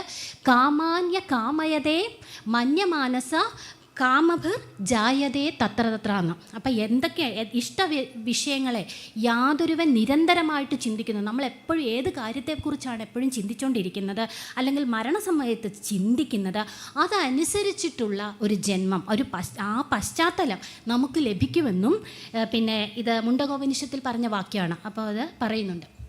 അതേപോലെ തന്നെ ശരീരം 3 തരം. ഈ പുസ്തകം വായിച്ചവർ ഇത് കേൾക്കുമ്പോൾ കുറച്ച് റെപ്പറ്റീഷനായിരിക്കും. ശരീരം 3 തരമുണ്ട്. നമുക്കറിയാം, സ്ഥൂല ശരീരം, സൂക്ഷ്മ ശരീരം, കാരണശരീരം. അപ്പോൾ ഇത് തൈത്തിരീയോപനിഷത്തിൽ ഈ 3 ശരീരത്തെ പറ്റി കൂടുതൽ വിശദീകരിച്ചിട്ടുണ്ട്. അതേപോലെ തന്നെ പഞ്ചകോശങ്ങളെ പറ്റിയൊക്കെ വിശദീകരിച്ചിട്ടുണ്ട്. അപ്പോൾ സ്ഥൂല ശരീരം എന്ന് പറയുന്നത് നമ്മൾ ഈ കാണുന്ന നമ്മുടെ ഈ ബാഹ്യമായിട്ടുള്ള ശരീരമാണ്. സൂക്ഷ്മ ശരീരം എന്ന് പറയുമ്പം നമ്മൾ പറഞ്ഞു 25 തത്വങ്ങളൊക്കെ അടങ്ങിയിട്ടുള്ള അത് സൂക്ഷ്മ ശരീരമാണ്. അതുപോലെ തന്നെ കാരണശരീരം, അത് സത്വരജസ് തമോ ഗുണങ്ങളുടെയൊക്കെ ഒരു സാമ്യാവസ്ഥ. അപ്പോൾ ഇതിനെ വേറൊരു രീതിയിൽ വിഭജിച്ച് കഴിഞ്ഞാൽ അത് കോശ വിഭജനം, അതാണ് പഞ്ചകോശ വിഭജനമെന്ന്. അപ്പം നമുക്കറിയാം 5 കോശങ്ങൾ എന്ന് പറയുന്നത് അന്നമയ കോശം, മനോമയ കോശം, വിജ്ഞാനമയ കോശം, പ്രാണമയ കോശം, അനന്തമയ കോശം. 5 കോശങ്ങളുണ്ട്. ഇതെന്ന് പറയുന്ന കോശം എന്ന് പറയുന്ന ഒരു ആവരണം, ആത്മാവിനെ പൊതിഞ്ഞിരിക്കുന്ന അജ്ഞാനമാകുന്ന ഒരു ആവരണം ആണ്. അപ്പോൾ ഇത് നമുക്ക് ഈ ശരീരവുമായിട്ട് ബന്ധിപ്പിച്ച് കഴിഞ്ഞാൽ സ്ഥൂല ശരീരവുമായിട്ട് ബന്ധപ്പെട്ട് കിടക്കുന്ന കോശം എന്ന് പറയുന്നത് അന്നമയ കോശമാണ്. അപ്പോൾ അന്നമയ കോശം എന്ന് പറയുമ്പോൾ നമ്മുടെ ഈ ബാഹ്യ ശരീരം, അതുപോലെ തന്നെ പിന്നെ സപ്തധാതുക്കൾ, തൊലി, മജ്ജ, മാംസം, രക്തം തുടങ്ങിയ സപ്തധാതുക്കൾ, അതുപോലെ തന്നെ അന്നപാനാദികൾ, ഇതെല്ലാം അടങ്ങിയിട്ടുള്ളതാണ് അന്നമയ കോശം. പിന്നെ പ്രാണമയ കോശത്തിൽ നമ്മുടെ ഈ പ്രാണൻ, അതുപോലെ തന്നെ നമ്മുടെ പ്രാണനും കർമ്മേന്ദ്രിയങ്ങളും, നേരത്തെ കർമ്മേന്ദ്രിയങ്ങളെ പറ്റി പറഞ്ഞിരുന്നു, കർമ്മേന്ദ്രിയങ്ങളും. പിന്നെ വിജ്ഞാനമയ കോശത്തിൽ മനസ്സും മനോമയ കോശത്തിൽ ജ്ഞാനേന്ദ്രിയങ്ങളും മനസ്സും, വിജ്ഞാനമയ കോശത്തിൽ ബുദ്ധിയും ജ്ഞാനേന്ദ്രിയങ്ങളും, അങ്ങനെയാണ് ആ വിഭജനം. പിന്നെ ആനന്ദമയ കോശം എന്ന് പറയുന്നത് പ്രിയം മോദം എന്ന് പറയുന്ന ഒരു മാനസിക വൃത്തി. അപ്പം ഈ കോശ വിഭജനമൊക്കെ നടത്തി കഴിഞ്ഞിട്ട് ഈ പഞ്ചകോശം എന്ന് പറയുന്നത് എന്താണ്?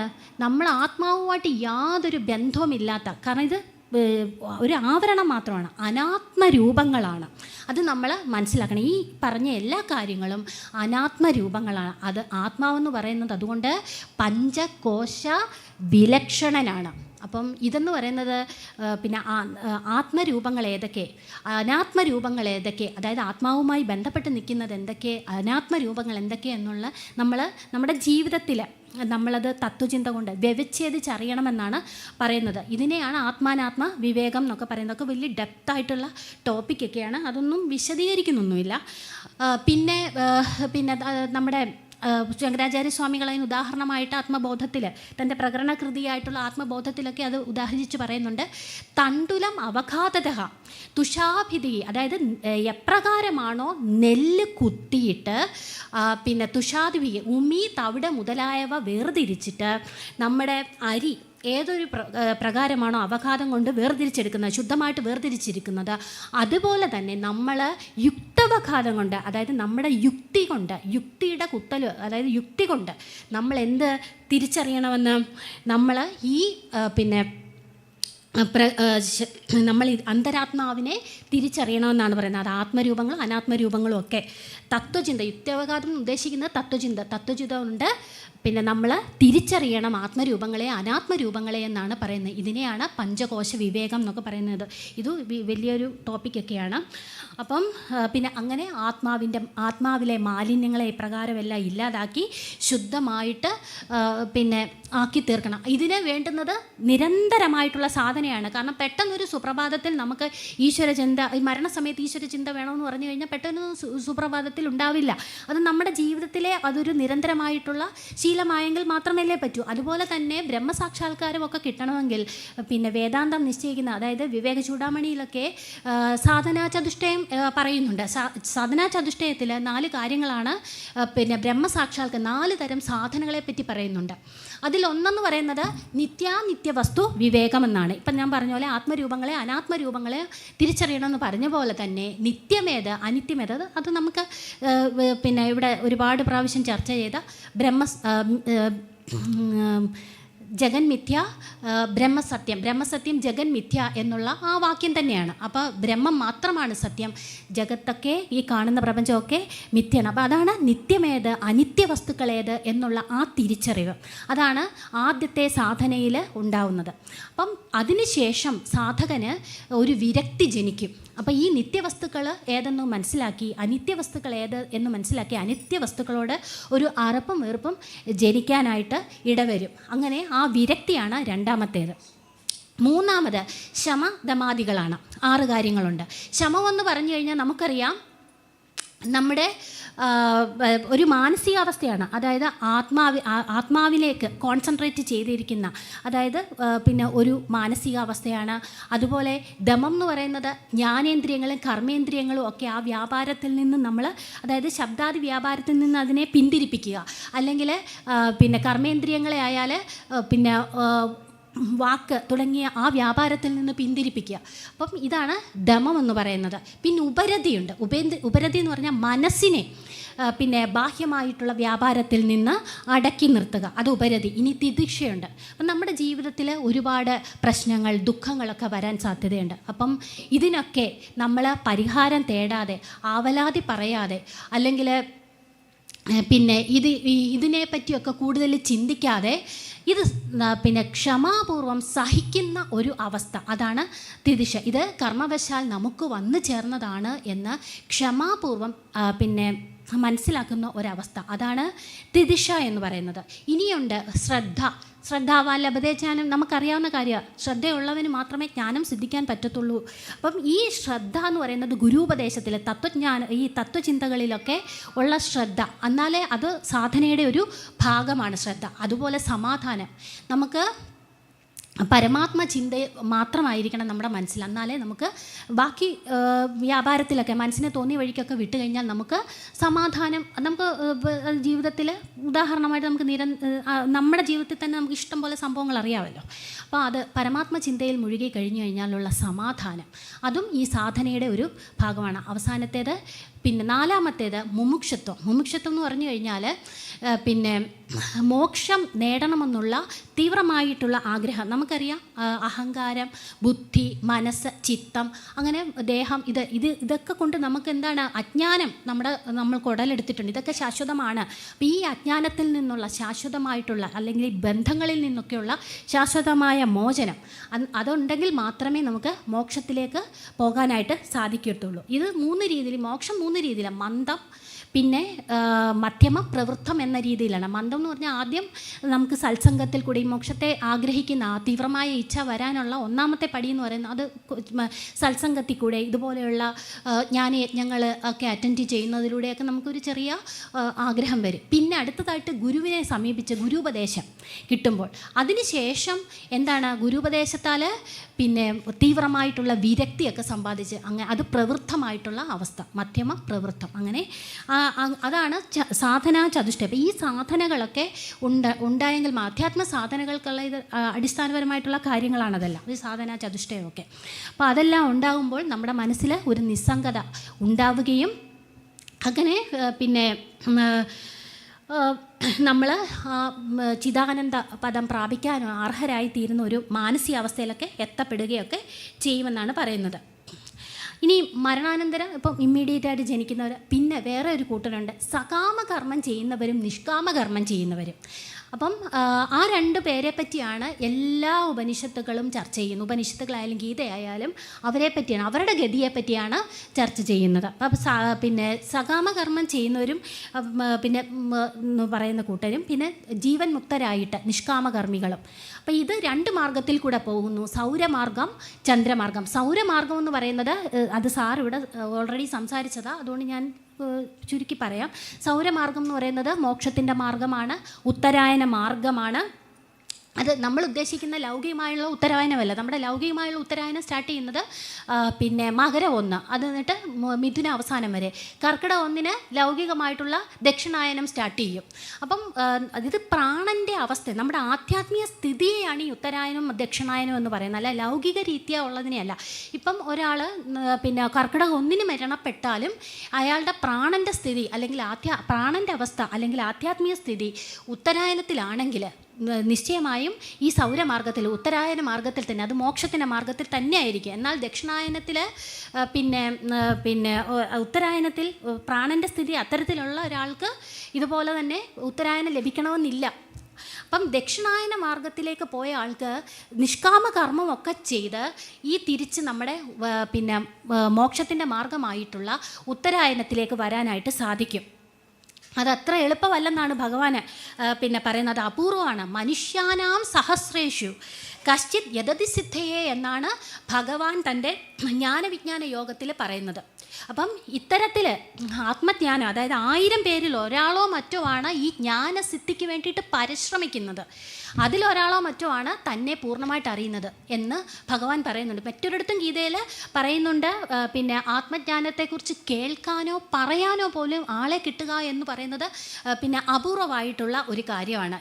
അപ്പം പിന്നെ കാരണം എന്താ വെച്ചാൽ പിന്നെ അജ്ഞത മൂലം ആത്മാവെന്ന് പറയുന്നത് വേറെ എവിടെയോ സ്ഥിതി ചെയ്യുന്ന എന്തോ ഒരു സാധനമാണ്.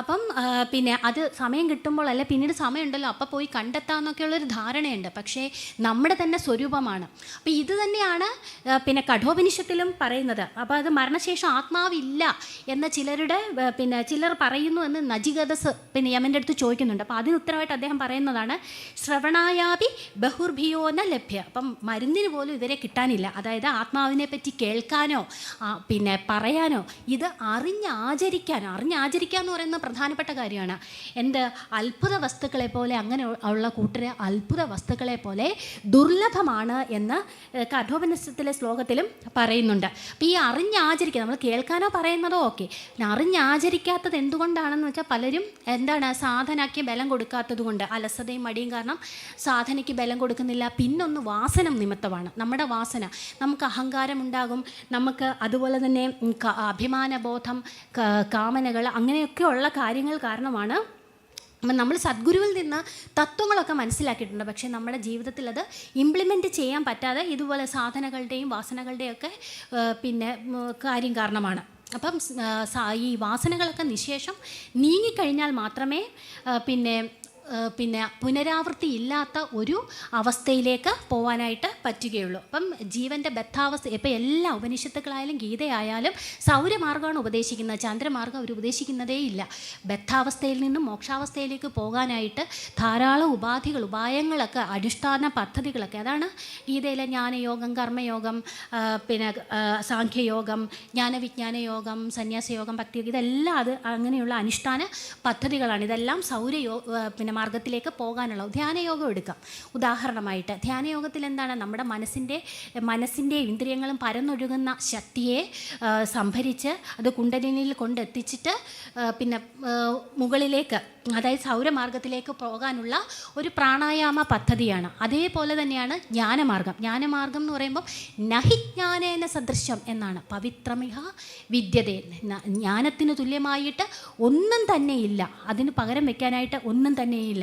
അപ്പോൾ ഇത് കർമ്മ സന്യാസ യോഗത്തിൽ പറയുന്ന അതാണ്. അപ്പോൾ ഇത് ജ്ഞാനം സിദ്ധിച്ചവൻ, ആത്മജ്ഞാനമൊക്കെ സിദ്ധിച്ചവൻ എന്നെ പ്രാപിക്കും, മറ്റ് ലോകത്തിൽ പോകേണ്ടതില്ല, പുനർജന്മമില്ല അത്തരത്തിലുള്ള ആളുകൾക്ക്. ശ്രീരാമകൃഷ്ണ പരമഹംസർ തൻ്റെ വചനാമൃതത്തിൽ, അദ്ദേഹത്തിൻ്റെ വചനാമൃതം വായിച്ചപ്പോൾ ഞാൻ വായിക്കാനിടയായ ഒരു കാര്യം, അതായത് വേവിച്ച തെല്ല് വിതച്ചാൽ അത് മുളയ്ക്കത്തില്ല, വേവിച്ച നെല്ല് വിളച്ചാലത് മുളയ്ക്കത്തില്ല. അതുപോലെ തന്നെയാണ് ജ്ഞാനാഗ്നിയിൽ വെന്തു പാകമായിട്ടുള്ള ഒരാൾ, അയാൾക്ക് സൃഷ്ടിയുടെ കേളി നടത്താനാവില്ല, അല്ലെങ്കിൽ സംസാര ജീവിതം നയിക്കാനാവില്ല എന്ന്, അതുപോലെ കാമിനി കാഞ്ചനത്തിൽ ആസക്തി ഉണ്ടാകില്ല എന്ന് പറയുന്നത്. അപ്പം നേടുന്ന ആൾക്കുള്ള ക്വാളിറ്റീസ് പറയുന്നുണ്ട്. ശ്രദ്ധാവാൻ ലഭതേ ജ്ഞാനം. നേരത്തെ ഞാൻ പറഞ്ഞു, തത്പര സംയതേന്ദ്രിയ, അതായത് താല്പര്യം വേണം, തത്പര ഇന്ദ്രിയം അടക്കിയിട്ടുള്ളതായിരിക്കണം, ശ്രദ്ധ വേണം. ഇതെല്ലാം വളരെ അത്യാവശ്യമായിട്ടുള്ള കാര്യങ്ങൾ, ക്വാളിറ്റീസാണ്. അതില്ലാത്തവന് ജ്ഞാനം സിദ്ധിക്കുകയില്ല. ജ്ഞാനം ലബ്ധ്വാ പരാം ശാന്തി മജിരേണാതി ഗച്ഛതി എന്നാണ് പറയുന്നത്. ജ്ഞാനം ലഭിച്ചു കഴിഞ്ഞാൽ ഉടൻ തന്നെ പരമമായ ശാന്തി പ്രാപിക്കുന്നതും ഈ ജ്ഞാനമാർഗവും സൗരമാർഗത്തിലേക്ക് പോകാനുള്ള ഉപാധിയാണ്. അതുപോലെ തന്നെ എല്ലാ ഉപനിഷത്തുകളും ഇതിൻ്റെ ഒരുപാട് ഉദാഹരണമുണ്ട്. ഞാൻ അവിടുന്ന് ഇവിടുന്നൊക്കെ പറയുന്നുള്ളൂ. ശ്വേതശ്വേത മഹർഷി തൻ്റെ അനുഭവത്തിൽ നിരാകാര ബ്രഹ്മസാക്ഷാത്കാരത്വത്തിൻ്റെ മഹത്വത്തെക്കുറിച്ച് തൻ്റെ ഉപനിഷത്തിൽ പറയുന്നുണ്ട്. അതിനകത്ത് അദ്ദേഹം പറയുന്നത് എന്താണ്, തമേവ വിദിത്വ അതിമൃത്യുമേതി എന്നാണ്. അതായത് അവനെ അറിഞ്ഞു കഴിഞ്ഞാൽ മരണത്തെ അതിലംഘിക്കാനാവും, അതായത് പുനർജന്മമില്ല എന്ന്. ആ അദ്വൈത ബ്രഹ്മത്തെ അറിഞ്ഞാൽ മാത്രമേ മരണരൂപമായിട്ടുള്ള ഈ സംസാരത്തെ അതിക്രമിക്കാനായിട്ട്, അതിലംഘിക്കാനായിട്ട് കഴിയുകയുള്ളൂ എന്ന് പറയുന്നുണ്ട്. അപ്പം ഇതെല്ലാം ചന്ദ്രമാർഗത്തിലേക്കുള്ള ഉപാധികളാണ്. സൗരമാർഗത്തിലേക്കുള്ള ഉപാധികളാണ്. അപ്പോൾ ഈ ചന്ദ്രമാർഗത്തിൽ വർത്തിക്കുന്നവരെ കാമക്രോധ ലോഭ മോഹ മത മത്സര്യാദികളെല്ലാം കൊണ്ട് കുഴഞ്ഞ് കിടക്കുന്ന കൂട്ടരായിരിക്കാം. അപ്പം മരണശേഷം എന്നാൽ ചന്ദ്രമാർഗത്തിലോട്ടാണ് ഞാൻ പോയത്, അപ്പം എന്നാൽ അവിടുന്ന് ഇങ്ങോട്ട് ചാടിക്കളയാം എന്നൊന്നും വിചാരിച്ചാൽ, അതായത് സൗരമാർഗത്തിലേക്ക് ചാടിക്കളയാമെന്നൊന്നും പറ്റത്തില്ല. നമ്മുടെ ജീവിതം, അതായത് നമ്മൾ ജീവിച്ചിരിക്കുമ്പോൾ ഏത് മാർഗത്തിലാണ് നമ്മൾ ആചരിച്ചിരിക്കുന്നത്, നമ്മുടെ സ്വഭാവം യദ്ഭാവം തത്പവതി എന്ന്. അപ്പം അതുപോലെ തന്നെയായിരിക്കും മരണശേഷം, അതിൻ്റെ തുടർച്ചയാണ് മരണാനന്തരം. അപ്പം ജീവിതത്തിൻ്റെ ഒരു തുടർച്ചയാണ് മരണാനന്തര ജീവിതം. ജീവിതത്തിൽ എന്തൊക്കെ പ്രവർത്തികൾ ചെയ്യുന്നു അതിൻ്റെ ഫലമായിട്ടായിരിക്കും മരണാനന്തര ജീവിതം. അല്ലാതെ ഇപ്പം ഒരു ഗതി അത് കഴിഞ്ഞ് വേറൊരു ഗതി എന്നുള്ളതല്ല. അപ്പം ധർമ്മത്തിൻ്റെ വഴിയിലൂടെ അർത്ഥകാമങ്ങൾ സമ്പാദിച്ചു കഴിഞ്ഞു കഴിഞ്ഞാൽ കുഴപ്പമില്ല. ഇതിനിടയ്ക്ക് എനിക്ക് പെട്ടെന്ന് ഓർമ്മ വന്ന ഒരു കാര്യം, നമ്മുടെ വീണപൂവിലെ ഒരു വരിയാണ്. നമ്മുടെ വീണപൂവും ഇതുപോലെ പിന്നെ സൗരമാർഗത്തിലേക്ക് പോയത്. അത് ആശാൻ അതിനകത്ത് പറയുന്നുണ്ട്. പുല്ലപ്രകാശമിയലും ബലിപുഷ്പമായി സ്വർലോകവും സകല സംഗമവും കടന്നു ചെല്ലാം തമസപരമാം പദത്തിൽ എന്ന് പറയുന്നുണ്ട്. ഞാൻ ഈ കുമാരനാശാൻ്റെ ഇടയ്ക്കിടയ്ക്ക് പറയുന്നത് ഞാൻ അദ്ദേഹത്തിൻ്റെ ഇതിലാണ് റിസർച്ച് ചെയ്തത്, അതുകൊണ്ടാണ്. അപ്പം പിന്നെ തമസപരമാം പദത്തിലാണ്, അതായത് സ്വർലോകവും കടന്ന്, സ്വർലോകം എന്ന് പറയുന്നത് ചന്ദ്രലോകമാണ്, അതായത് ചന്ദ്രമാർഗമാണ്. ചന്ദ്രമാർഗത്തിൽ പോകുന്നവരാണ് ഈ സ്വർഗം എന്ന് പറയുന്ന അവസ്ഥയിൽ എത്തിച്ചേരുന്നത്. പക്ഷേ അതും കടന്ന് തമസപരമാം പദത്തിലാണ്, അതായത് പിന്നെ സൗരമാർഗത്തിലേക്കാണ് എത്തിച്ചേരുന്നത്. അത് ബ്രഹ്മ സായുജ്യം നേടി. പക്ഷേ പിന്നീട് അപ്പുറത്ത് കൽപ്പദ്രുമത്തിൻ കൊമ്പിൽ വിടർന്നിടാം എന്ന് അതൊരു പ്രതീക്ഷയായിട്ട് പറയുന്നുണ്ട്. പുനർജന്മ ദർശനം അദ്ദേഹം അവിടെ വയ്ക്കുന്നുണ്ട്. അത് അദ്ദേഹത്തിൻ്റെ എല്ലാ കൃതികളിലും ഉണ്ട്, ലീലയിലും ഉണ്ട്. ആരും തോഴി വെടിയുന്നില്ല, ദേഹം വെടിഞ്ഞാൽ എന്ന് പറയുന്നുണ്ട്, ശരീരം വെടിഞ്ഞാൽ. അപ്പം അതും അദ്ദേഹത്തിൻ്റെ ഒരു പുനർജന്മ ദർശനമാണ്. പിന്നെ നമ്മുടെ ഗുണങ്ങളെപ്പറ്റി, താമസ ഗുണമുള്ളവർ നീചയോനിയിൽ തന്നെ പോയി പിറക്കും. എന്നാൽ പിന്നെ രാജസം അതുപോലെ സാത്വികമൊക്കെ ഉള്ളവർ പിന്നെ അവർക്ക് പുനരാവൃത്തിയുള്ള ഒരു ജന്മം കിട്ടും. സാത്വികർ വളരെ വിരളമായിട്ടുള്ള ആൾക്കാരുമാണ്. അപ്പോൾ അത് അങ്ങനെ ഒരു ഇത്. അതുപോലെ ഗീതയിൽ അക്ഷരബ്രഹ്മ 8ാമത്തെ അധ്യായമായിട്ടുള്ള അക്ഷരബ്രഹ്മ യോഗത്തിൽ ഭഗവാൻ പറയുന്നുണ്ട്, അന്ധകാലേ ജമാവേവ സ്മര, അതായത് എന്നെ അന്ത്യകാലത്ത് പിന്നെ ആരാണോ സ്മരിക്കുന്നത്, അപ്പം പിന്നെ സ്മരിച്ച് മുക്ത്വാ കളേബരം, നമ്മുടെ ശരീരം വിടുന്നത്, എന്നെ ആരാണോ നനയ്ക്കുന്നത് അവരെ എന്തായിത്തീരുന്നു, എന്നെ തന്നെ പ്രാപിക്കുന്നു. സ്മരിച്ചാൽ മാത്രം മതി എന്നെ തന്നെ. അതിന് ഏറ്റവും വലിയ ഉദാഹരണമായിട്ട് നമുക്ക് അജാമിള മോക്ഷം കഥ നമ്മൾ കൊച്ചിലെ ഒക്കെ കേട്ടിട്ടുണ്ട്. അജാമിളൻ എന്ന് പറയുന്നത് ഒരു ബ്രാഹ്മണനായിരുന്നു, പക്ഷേ വളരെ നീച പ്രവൃത്തിയും കൂട്ടുകെട്ടും ഒക്കെ ആയിട്ട് നടന്നു. അവസാന കാലം എത്തി. പക്ഷേ മകൻ്റെ പേര് നാരായണൻ എന്നായിരുന്നു. അപ്പം കിങ്കരന്മാർ വന്നപ്പോഴത്തേക്കിനും പിന്നെ നാരായണ എന്ന് ഒന്ന് ഭയത്തോടുകൂടി മകനെയാണെന്ന് തോന്നുന്നു വിളിച്ചത്. ഭഗവാനെ ആയിരിക്കില്ല, പക്ഷേ നാമസ്മരണ. ഭഗവാൻ അത് വൈകുണ്ഠത്തിലിരുന്ന് കേട്ടു. പിന്നെ വൈകുണ്ഠത്തിൽ നിന്നാണ് ആൾ വന്നതെന്നാണ്, അങ്ങനെ മോക്ഷം കിട്ടി എന്ന് പറയും. അപ്പോൾ ഒരു നാമസ്മരണ സാധാരണക്കാരൻ്റെ കാര്യമാണ്. അപ്പോൾ അന്ധകാലേജെ മാമേക സ്മരാൻ, എന്നെ ഒന്ന് വിചാരിച്ചാൽ മാത്രം മതി എന്നാണ് ഭഗവാൻ പറയുന്നത്. മരണസമയത്ത് ആ വിചാരം പെട്ടെന്ന് ഇമ്മീഡിയറ്റ്ലി ഉണ്ടാവില്ല. കാരണം അത് നമ്മുടെ ജീവിതത്തിന് നമ്മുടെ ഒരു സംസ്കാരമായിരിക്കണം, ആധ്യാത്മിക സംസ്കാരം അത്തരത്തിലായിരിക്കണം. അല്ലെങ്കിൽ നമുക്ക് പെട്ടെന്ന് മരണസമയത്ത് പിന്നെ അബോധാവസ്ഥയിലും ഒന്നും നമുക്ക് പെട്ടെന്ന് ഭഗവാനെ ഈശ്വര സ്മരണ ഉണ്ടാവുകയില്ല. പിന്നെ നമ്മൾ ജീവിതം മൊത്തം സ്വാർത്ഥത കൊണ്ട് നിറച്ച് വിഷയ ആസക്തിയിലൊക്കെ നിറഞ്ഞ് അഹങ്കാരിയായിട്ടൊക്കെ ജീവിക്കുകയാണെന്നിരിക്കട്ടെ. അങ്ങനെയാണെങ്കിൽ മരണസമയത്ത് അശുഭ വാസനകളായിരിക്കും ഉണ്ടാവുക, അശുഭ ചിന്തകളും ഒക്കെ ആയിരിക്കും ഉണ്ടാവുക. അപ്പോൾ അതനുസരിച്ച് ഹീനയോനിയിൽ പോയി പിന്നെ ജനിക്കാനായിട്ട് പിന്നെ ഇടയാകും. അതേസമയം ശുഭ സങ്കല്പങ്ങളാണ് ഉണ്ടാവുന്നതെങ്കിൽ ഉത്കൃഷ്ടമായിട്ടുള്ള ഒരു ജന്മം, അല്ലെങ്കിൽ പിന്നെ അധോഗതിയായിരിക്കും. അശുഭ സങ്കല്പങ്ങളാണെങ്കിൽ അധോഗതിയായിരിക്കുമെന്ന് പിന്നെ പറയുന്നുണ്ട്. അപ്പം ഓരോരുത്തരുടെ മനോഗതി പോലെയാണ് പിന്നെ അടുത്ത ജന്മം, പുനരാവൃത്തി വേണമോ പിന്നെ എന്നൊക്കെയുള്ളത്. അപ്പം ഒരാൾ നിരന്തരമായിട്ട് ധനത്തെക്കുറിച്ച് ചിന്തിച്ചുകൊണ്ടിരിക്കുകയാണെന്നിരിക്കെ, അപ്പോൾ അയാൾ മരണസമയത്ത് സ്വാഭാവികമായിട്ടും അതായിരിക്കും അയാളുടെ ചിന്ത, ധനത്തെക്കുറിച്ചായിരിക്കും അയാളുടെ ചിന്ത. അപ്പം മരണസമയത്ത് ധനത്തെക്കുറിച്ചാവുമ്പോൾ അയാൾ അടുത്ത ജന്മം, അപ്പോൾ ആ വാസന അയാളോടൊപ്പം പോകും. ഒരു മോഷ്ടാവാണെങ്കിൽ മോഷ്ടാവായിട്ടുള്ള ആ വാസന അടുത്ത ജന്മത്തിലേക്കും പോകും. അപ്പോൾ അയാളുടെ വാസനകളെല്ലാം അടുത്ത ജന്മത്തിൽ പോകും. അപ്പം അങ്ങനെ പോകുമ്പോൾ അതിന് പശ്ചാത്തലം ഒരുക്കുന്ന രീതിയിലുള്ള ഒരു ജന്മമായിരിക്കും കിട്ടുന്നത്. എന്നാൽ ഇഷ്ടദേവതയാണ് ഏറ്റവും കൂടുതൽ സമയം നമ്മൾ ജീവിതത്തിൽ ഇരിക്കട്ടെ. അപ്പം മരണസമയത്തും നമ്മൾ സ്വാഭാവികമായിട്ട് ഇഷ്ടദേവയുടെ സ്മരണ വരും. അതിനനുസരിച്ചിട്ടുള്ള ആ അനുഗ്രഹത്താൽ ഒരു ജന്മം കിട്ടുകയും ചെയ്യും. എന്നാൽ നമുക്ക് ഭൗതികമായിട്ടുള്ള ഒന്നും തന്നെ വേണ്ട. നമുക്ക് ആത്മഭാവനയാണ് നമ്മുടെ പിന്നെ സ്ഥായിയായിട്ടുള്ള ചിന്തകളിൽ ഒക്കെ ഉണ്ടെങ്കിൽ അടുത്ത ജന്മം എന്തായിത്തീരും, അതനുസരിച്ചിട്ടുള്ള, അതായത് അടുത്ത ജന്മമില്ല, ഭഗവാനെ തന്നെ പ്രാപിക്കും എന്നാണ് പറയുന്നത്.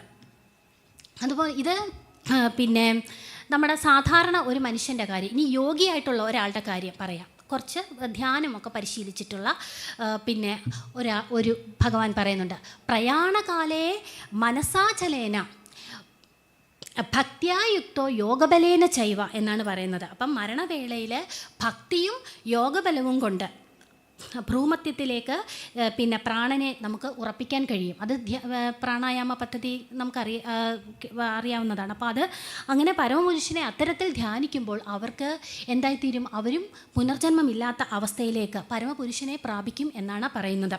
അപ്പം പിന്നെ 6 ചക്രങ്ങൾ അറിയാം. മൂലാധാരം, സ്വാധിഷ്ഠാനം, മണിപൂരകം, അനാഹതം, വിശുദ്ധി, പിന്നെ ഏറ്റവും അവസാനം ആജ്ഞാചക്രം. അത് കഴിഞ്ഞിട്ട് പരമചക്രമായിട്ടുള്ള സഹസ്രാര പത്മമാണ്. അപ്പം ഭ്രൂമത്യത്തിലുള്ളതാണ് ആജ്ഞാചക്രം. ഇവിടുന്നാണ് നമ്മൾ പടിയാറും കടന്ന് അവിടെ ചെല്ലുമ്പോൾ ശിവനെ കാണാകും ശിവശംഭോ എന്ന് നമ്മൾ പറയുന്നത്. ഈ പടിയാറും കടക്കുമ്പോഴാണ് നമ്മൾ എവിടേക്ക് എത്തുന്നത്? ആ ശിവമായ പന്ഥാവിലേക്ക്, ആ പരമാത്മാവിൻ്റെ പന്ഥാവിലേക്ക് എത്തിച്ചേരുന്നത് വിഷയസ്മരണകളൊന്നും ഇല്ലാതെ. അങ്ങനെ അതും ഒരു സൗരമാർഗമായിട്ട്, ഇപ്പം ഇത് ഈ യോഗയുടെ ഒരു സൗരമാർഗത്തിൻ്റെ കാര്യം ഭഗവാന് ഗീതയിൽ പറഞ്ഞു വെച്ചിട്ടുണ്ട്. അതുപോലെ ഈ ധ്യാന യോഗിയെ അനുചിന്തയൻ എന്നാണ് വിശേഷിപ്പിച്ചിരിക്കുന്നത്. അനുചിന്ത എന്ന് പറഞ്ഞാൽ ഇടതടവില്ലാതെ പിന്നെ തുടർച്ചയായിട്ട് ഭഗവാനെ ചിന്തിക്കുന്നയാൾ. അപ്പോൾ ഇത് ഈ ഈശ്വരസ്മരണ ആ ധ്യാന യോഗിയിലും ഉണ്ട്. ഇനിയും മറ്റൊരു പ്രധാനമായിട്ട് പ്രണവോപാസനയെക്കുറിച്ച് പറയുന്നുണ്ട്. ഇതും പുനർജന്മമില്ലാതെ പിന്നെ സൗരമാർഗത്തിലൂടെ സഞ്ചരിക്കുന്ന ഒരു ഉപാധിയായിട്ട് പറയുന്നുണ്ട്. ഞാൻ പ്രണവമാണെന്ന് ഉപനിഷത്തിൽ പലയിടത്തും, വേദങ്ങളിൽ പലയിടത്തും പിന്നെ ഉപനിഷത്തിലൊക്കെ ഭഗവാന് പറഞ്ഞിട്ടുണ്ട്. അതുപോലെ പിന്നെ ഓംകാരത്തെ ചൊല്ലുന്നത് അതാണ്. അതായത് മരണസമയത്ത് ഓംകാരം ഉച്ചരിക്കുന്നതിനെയാണ് ഈ പ്രണവോപാസന എന്ന് പിന്നെ അന്നേരം ഉച്ചരിക്കുന്നതിനല്ല പ്രണവോപാസന എന്ന് പറഞ്ഞാൽ പ്രണവത്തെ ഉപാസിക്കുമ്പോൾ മരണസമയത്ത് അത് സ്വാഭാവികമായിട്ടും വരുന്നത്. അപ്പം ഇത്തരത്തിലുള്ള ആൾക്കാരെ വീതരാഗ എന്നാണ് പിന്നെ പറയുന്നത്. വീതരാഗ എന്ന് പറഞ്ഞു കഴിഞ്ഞാൽ നമ്മൾ മനഃപൂർവ്വമായിട്ട് നമ്മുടെ ആഗ്രഹങ്ങളെയെല്ലാം അടക്കാൻ ഭഗവാന് പിന്നെ അനുശാസിക്കുന്നില്ല. നമ്മൾ സ്വാഭാവികമായിട്ട് നമ്മുടെ വിവേകബുദ്ധി ഉദിക്കുമ്പോൾ, നമുക്ക് വിജ്ഞാനം കിട്ടുമ്പോൾ സ്വാഭാവികമായിട്ടും നമ്മുടെ മനസ്സിലെ മാലിന്യങ്ങളെല്ലാം നിർന്ന വിഷയകാമനകളിൽ നിന്നൊക്കെ നമ്മൾ സ്വാഭാവികമായിട്ടും, അതായത് ആരോഗ്യപരമായിട്ട് ഒരു വിരക്തിയാണ് വീതരാഗ എന്ന് പിന്നെ അദ്ദേഹം ഉദ്ദേശിക്കുന്നത്, ഭഗവാൻ ഉദ്ദേശിക്കുന്നത്. അപ്പോൾ അങ്ങനെ ഉള്ളവരാണ്. അപ്പോൾ ഇവരും ഈ പ്രണവോപാസന എന്ന് പറയുന്നത് ബ്രഹ്മസാക്ഷാത്കാരത്തിനുള്ള ഒരു ഉപാധിയായിട്ട് പറയുന്നുണ്ട്. അത് പിന്നെ കഠോപനിഷത്തിലും മുണ്ടകോപനിഷത്തിലും മാണ്ഡുക്യോപനിഷത്തിലും എല്ലാം ഇതേക്കുറിച്ച്, ഗീതയിൽ മാത്രമല്ല എല്ലായിടത്തും പറയുന്നുണ്ട്.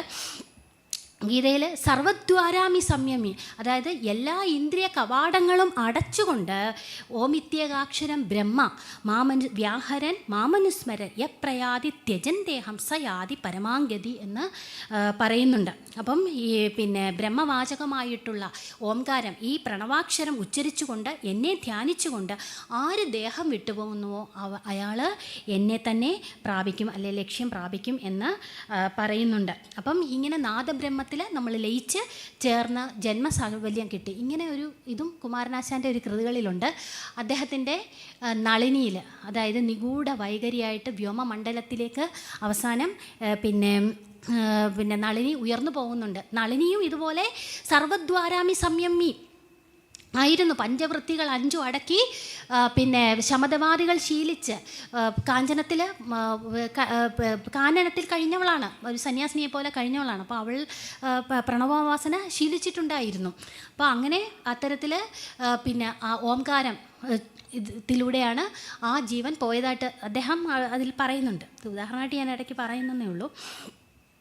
അപ്പം ഇതിനകത്ത് ത്യജൻ ദേഹം എന്ന് പറയുന്നുണ്ട്. അപ്പം നമുക്ക് പാഴ്വസ്തുവായിട്ടുള്ള ഈ ദേഹവും ഉപേക്ഷിക്കുന്നു, ഭാരമായി തീർന്ന പിന്നെ ദേഹവും ഉപേക്ഷിക്കുന്നു. അപ്പോൾ എന്നെ പ്രാപിച്ച മഹാത്മാക്കൾക്ക് പിന്നെ പുനർജന്മമില്ല എന്ന് ഭഗവാൻ തറപ്പിച്ചങ്ങനെ ഇതിലൂടെയൊക്കെ പറയുകയാണ്. പുനർജന്മം എന്ന് പറയുന്നത് എന്താണ്? പുതിയ ദുഃഖ പരമ്പരയ്ക്ക് തുടക്കം കുറിക്കുന്നതാണ്. അപ്പോൾ ഒരു പുതിയ ജന്മം എന്ന് പറയുന്നത് ദുഃഖം തന്നെയാണ്. ജന്മമാണ് ദുഃഖം, ശരിക്കും മരണമല്ല ദുഃഖം. ജനിച്ചിരിക്കുന്നവർക്കാണ് ദുഃഖം എന്നുള്ള അവസ്ഥയൊക്കെ ഉള്ളത്. ദുഃഖാലയം അശാശ്വതം ജന്മ എന്നാണ്. അതൊക്കെ ഉപനിഷത്തിലെല്ലാം പറയുന്ന വാക്യമാണ്. അതുപോലെ പിന്നെ ആദ്യ ഉപനിഷത്തിൽ അമൃതത്വം എന്ന് പറയുന്നുണ്ട്, പരമാത്മ പദത്തെ അമൃതത്വം. പിന്നെ ആ പുനർഭവ, അതായത് പിന്നെ പുനർജന്മമില്ലാത്ത അവസ്ഥ, മറ്റേത് മരണമില്ലാത്ത അവസ്ഥ, പിന്നെ പുനർജന്മമില്ലാത്ത അവസ്ഥ എന്നൊക്കെ പിന്നീട് പറയുന്നതായിട്ട് നമുക്ക് കാണാനായിട്ട് സാധിക്കും.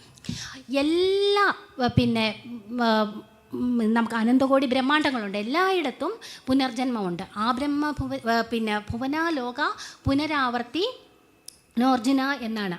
മാമുപത്തേതു കൗന്ദേയ ജന്മന വിദ്യത്തെ എന്ന് ഗീതയിൽ പറയുന്നുണ്ട്. അതായത് ബ്രഹ്മലോകം മുതൽ ഭൂലോകം വരെ എല്ലായിടത്തും പുനർജന്മമുണ്ട്. അപ്പം പിന്നെ നമുക്ക് അറിയാം, ഇത് കുറേ കണക്കാണ്, അത് പലയിടത്തും പല രീതിയിൽ കാണുന്നുണ്ട്. ഞാൻ ഒരു രീതി എടുത്തങ്ങ് പറയുന്നതേ ഉള്ളൂ. അപ്പം 1000 ചതുർയുഗങ്ങൾ ചേർന്നതാണ് ബ്രഹ്മാവിൻ്റെ ഒരു പകൽ. അതുപോലെ തന്നെ 1000 ചതുർയുഗങ്ങൾ ചേർന്നതാണ് ബ്രഹ്മാവിൻ്റെ ഒരു രാത്രി. അപ്പോൾ അങ്ങനെ ഇത് 2000 ചതുർയുഗങ്ങൾ ചേരുന്നതാണ് ബ്രഹ്മാവിൻ്റെ ഒരു ദിവസം എന്ന് പറയുന്നുണ്ട്. അപ്പം ബ്രഹ്മാവിൻ്റെ ഇപ്പം ബ്രഹ്മാവിന് അതൊക്കെ വെച്ച് 120 വർഷം കാലം ഉണ്ട് എന്ന് പറയുന്നു. അതല്ല 100 ഉള്ളൂ എന്ന് പറയുന്നു. ഇപ്പം 51 വയസ്സെന്ന് പറയുന്നത്, ബാക്കി കുറച്ച് കാലം ഇനി 49 വയസ്സ് ആയുസ്സുണ്ട് എന്നൊക്കെ ആണ് ഈ കാലഗണനയിലൊക്കെ പറയുന്നത്. ഇപ്പം മനുഷ്യരുടെ ഒരു വർഷം എന്ന് പറയുന്നത് ദേവന്മാർക്ക് ഒരു ദിവസമാണ്. 365 മനുഷ്യ വർഷങ്ങളെന്ന് പറയുന്നതാണ് ഒരു ദേവവർഷം. 17,28,000 വർഷങ്ങൾ കൃതയുഗം. ഇത് പലയിടത്തും പല രീതി കണക്ക് കണ്ടിട്ടുണ്ട്. 12,96,000 വർഷം ത്രേതായുഗം. 8,64,000 വർഷമായിരുന്നു ദ്വാപരയുഗം. കലിയുഗം എന്ന് പറയുന്നത് 4,32,000 വർഷം. അപ്പം ബ്രഹ്മാവ് ഈ 1000 ചതുർയുഗങ്ങൾ 2000 ചതുർയുഗങ്ങൾ കൂടുമ്പം ബ്രഹ്മാവിൻ്റെ ഒരു ദിവസം. അങ്ങനെ അപ്രകാരമുള്ള 365 ദിവസം ബ്രഹ്മാവിൻ്റെ ഒരു വർഷം. 100 വർഷങ്ങൾ എന്ന് പറയുന്നത് ബ്രഹ്മാവിൻ്റെ ആയുസ്. അപ്പോൾ അത് കഴിയുമ്പോൾ എന്താണ് ബ്രഹ്മാവിൻ്റെ കാലാവധി. ബ്രഹ്മാവിന് പോലും, ഇത് ചുരുക്കി പറഞ്ഞാൽ ബ്രഹ്മാവിന് പോലും അടുത്ത ബ്രഹ്മാവ് വരും, ബ്രഹ്മാവിന് പോലും പുനർജന്മം ഉണ്ട് എന്നാണ് ഈ കാലം കഴിയുമ്പോഴത്തേക്കിനും. 100 വർഷം അല്ലെങ്കിൽ 120 വർഷം കഴിയുമ്പോഴത്തേക്കിനും പിന്നെ പ്രളയമാണ്. പിന്നെ ആ സൃഷ്ടിയുടെ സർഗാരംഭത്തെക്കുറിച്ചൊക്കെ നമ്മൾ കേട്ടിട്ടുണ്ട്. അപ്പം 36 ലക്ഷം മനുഷ്യവർഷമാണ് ഒരു ചതുർയുഗം. 71 ചതുർയുഗം ഒരു മന്വന്തരം, 14 മന്വന്തരം ഒരു കൽപ്പം. ഇങ്ങനെയാണ് കണക്ക്. 2 കൽപ്പം ഒരു ബ്രഹ്മദിനം, 6000 കൽപ്പം ഒരു ബ്രഹ്മാവിൻ്റെ കാലം.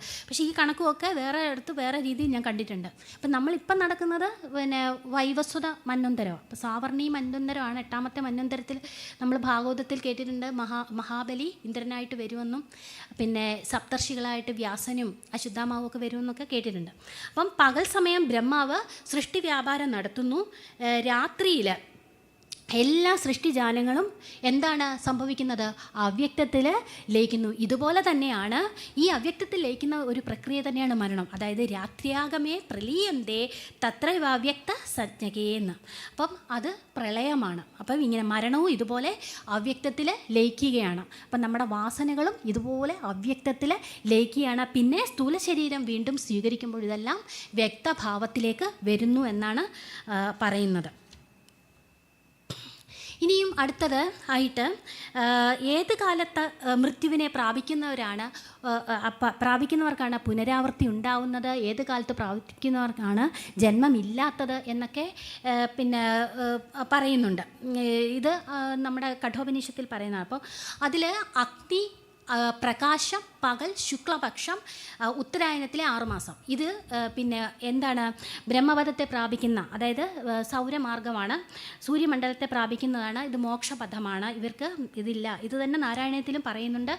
ഇതുപോലെ ധൂമം, അതായത് പുക, രാത്രി, കൃഷ്ണപക്ഷം, ദക്ഷിണായനത്തിലെ 6 മാസം. ഇതിൽ മരിക്കുന്നവർക്കും ജന്മമില്ല. അതിൽ മരിക്കുന്നവർക്ക് ജന്മമുണ്ട്, പുനരാവൃത്തിയുണ്ട് എന്ന് പറയുന്നത്. കാരണം അത് അന്ധകാരത്തിൻ്റെ വഴി, മറ്റേത് പ്രകാശത്തിൻ്റേതായിട്ടുള്ള വഴിയാണ്. ഈ 2 മാർഗത്തിൽ ഉത്തരായനവും ദക്ഷിണായനവും അല്ലെങ്കിൽ സൗരമാർഗം, ചന്ദ്രമാർഗത്തിലുള്ളവർ മോശപ്പെട്ട ആൾക്കാരല്ല. കാരണം അവരും തപസിദ്ധന്മാർ, 2 മാർഗത്തിലുള്ളവരും തപസിദ്ധന്മാരാണ്. പക്ഷേ അവർ പരിപൂർണത നേടിയിട്ടില്ല എന്നൊരു വ്യത്യാസമേ ഉള്ളൂ. ഒരു ഉദാഹരണം പറഞ്ഞാൽ നചികേതസും ധ്രുവനെ എക്സാമ്പിളായിട്ട് എടുക്കാം. കാരണം നചികേതസ് എന്ന് പറഞ്ഞു കഴിഞ്ഞാൽ 2 പേരും ഭയങ്കരമായിട്ട് ഘോര തപസ് ചെയ്തു. ആ കഠിന തപസ്സിലൂടെ നചികേതസ് ആത്മജ്ഞാനം നേടി. എന്നാൽ ധ്രുവനാകട്ടെ ഇച്ഛിച്ചതെല്ലാം നേടി. പക്ഷേ അവസാനം കുണ്ഠിതം തോന്നി. കാരണം എന്താണ്? ഭഗവാനെ ചോദിക്കുന്നതിന് പകരം ഭഗവാന്റെ വിഭൂഷണങ്ങളാണ് അദ്ദേഹം ചോദിച്ചത്. അപ്പോൾ ഭഗവാനെ ചോദിച്ചിരുന്നെങ്കിൽ ഭഗവാന്റെ വിഭൂഷണങ്ങൾ ഓട്ടോമാറ്റിക്കായിട്ട് അദ്ദേഹത്തിന് കിട്ടുമായിരുന്നില്ല. അപ്പോൾ ആ ഒരു വ്യത്യാസം ഈ യോഗിമാർക്കിടയിലും ഉണ്ട്. അപ്പോൾ ഇത് ഒരാൾ സൗരമാർഗം, ഒരാൾ ചന്ദ്രമാർഗം, ധ്രുവൻ ചന്ദ്രമാർഗം, അങ്ങനെ നമുക്ക് വേണമെങ്കിൽ പറയാം. പിന്നെ ഈ ചന്ദ്രമാർഗത്തിൽ പോകുന്നവർക്ക് ഒരു കുഴപ്പമുണ്ട്. പുണ്യം തീർന്നു കഴിയുമ്പോഴത്തേക്കിനും ക്ഷീണേ പുണ്യേ മർത്യലോകം വിശന്തി. അത് നമുക്കറിയാം. സ്വർഗത്തിൽ നിന്ന് താഴേക്ക് വരികയും ചെയ്യും. അപ്പോൾ ഈ രണ്ട് മാർഗത്തിനെയും വേറെ പേരിട്ടും വിളിക്കും, കുറേ പേരുകളുണ്ട് അവർക്ക്. അപ്പം പ്രയോമാർഗമെന്നും ശ്രേയോമാർഗമെന്നും പറയാം. വിഷയോന്മുഖമായിട്ടുള്ള ആ മാർഗമാണ് പ്രയോമാർഗം. ശ്രേയോമാർഗം എന്ന് പറയുന്നത് ആത്മോന്മുഖമായിട്ടുള്ള മാർഗമാണ്. അപ്പം അത് പിന്നെ മോക്ഷത്തിൻ്റെ മാർഗമാണ്. ആത്മോന്മുഖമായിട്ടുള്ള മാർഗം മോക്ഷത്തിൻ്റെ മാർഗമാണ്. ഇതിനെ ദഹരവിദ്യ എന്നും കൂടെ, അത് ഉത്തരായനമാണത്, ദഹരവിദ്യ എന്നും കൂടെ പറയുന്നുണ്ട്. അതുപോലെ മറ്റൊരു രീതിയിൽ ദേവയാനമെന്നും പിതൃയാനമെന്നും പറയുന്നുണ്ട്. ഉത്തരായനത്തിനെ ദേവയാനമെന്നും അല്ലെങ്കിൽ സൗരമാർഗത്തിനെ ദേവയാനമെന്നും മറ്റേ ഇതിനെ പിതൃയാനം, ദക്ഷിണായനത്തിനെ പിതൃയാനമെന്നും പറയുന്നുണ്ട്. അതുപോലെ പ്രകാശമാനമായിട്ടുള്ള മാർഗമാണ് ശുക്ലഗതി. ജ്യോതിരിവോ ധൂമക എന്ന് കഠോപനിഷത്തിൽ പറയുന്നുണ്ട്. ഭയങ്കര പ്രകാശമാനമായിട്ടുള്ള മാർഗമാണത്.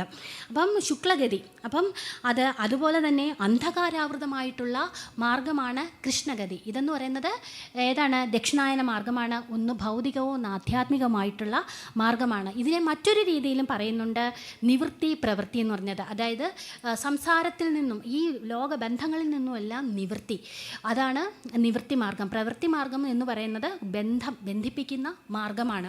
ഒന്ന് ബഹുർമുഖി വൃത്തി എന്ന് പറയും. അതായത് ഇങ്ങനെയൊന്നും അടക്കാതെയുള്ള പ്രവൃത്തികളാണ്. മറ്റേതെല്ലാം അടക്കി ആത്മാവിൽ മാത്രം കോൺസെൻട്രേറ്റ് ചെയ്യുന്ന അന്തർമുഖി വൃത്തിയാണ് നിവൃത്തി മാർഗം എന്ന് പറയുന്നത്. അത് ഉപനിഷത്തുക്കൾ പറയുന്നത്, ഈശാവാസ്യ ഉപനിഷത്തിൻ്റെ ഒരു വരിയിൽ മാ ഗൃഥ എന്ന് പറയുന്നുണ്ട്. കഴുകൻ്റെ വഴി തിരഞ്ഞെടുക്കരുത്. ഗൃഥ എന്ന് പറഞ്ഞാൽ കഴുകൻ. കഴുകൻ എന്താണ് ചെയ്യുന്നത്? ഹിംസിച്ചിട്ടാണ് മാംസം ഭക്ഷിക്കുന്നത്. അപ്പം മാംസം കിട്ടാൻ ഹിംസിക്കുന്നു. അപ്പോൾ ഇതെന്താണ്? കുവൃത്തി ആയിട്ടാണ് പറയുന്നത്. അപ്പോൾ കുവൃത്തി ചെയ്യരുത് എന്നും സുവൃത്തിയിലേക്ക്, അപ്പം സുവൃത്തിയാണേത്? ഈ നിവൃത്തി എന്ന് പറയുന്നത്. അപ്പം മനുഷ്യൻ എപ്പോഴും ജനിച്ച് വീഴുന്നത് ഏത് മാർഗത്തിലാണ്? പ്രവൃത്തി മാർഗത്തിലാണ്. പക്ഷേ നമ്മൾ പ്രയത്നിച്ച് വേണം ഈ നിവൃത്തി മാർഗത്തിലേക്ക് പോകാൻ. അങ്ങനെ മനുഷ്യ ജീവിതം കൊണ്ട് ഈ പ്രയത്നം ചെയ്ത് നിവൃത്തി മാർഗത്തിലേക്ക് പോകുമ്പോഴാണ് മരണശേഷവും നമ്മളത് തുടർന്ന് പോകാനായിട്ട് സാധിക്കുന്നത്. ആത്മാവ് കടന്നു പോകുന്ന വഴികളുണ്ട്. ഇനി കുറച്ചുകൂടെ ഉള്ളൂ. ആത്മാവ് കടന്നു പോകുന്ന വഴികളുണ്ട്.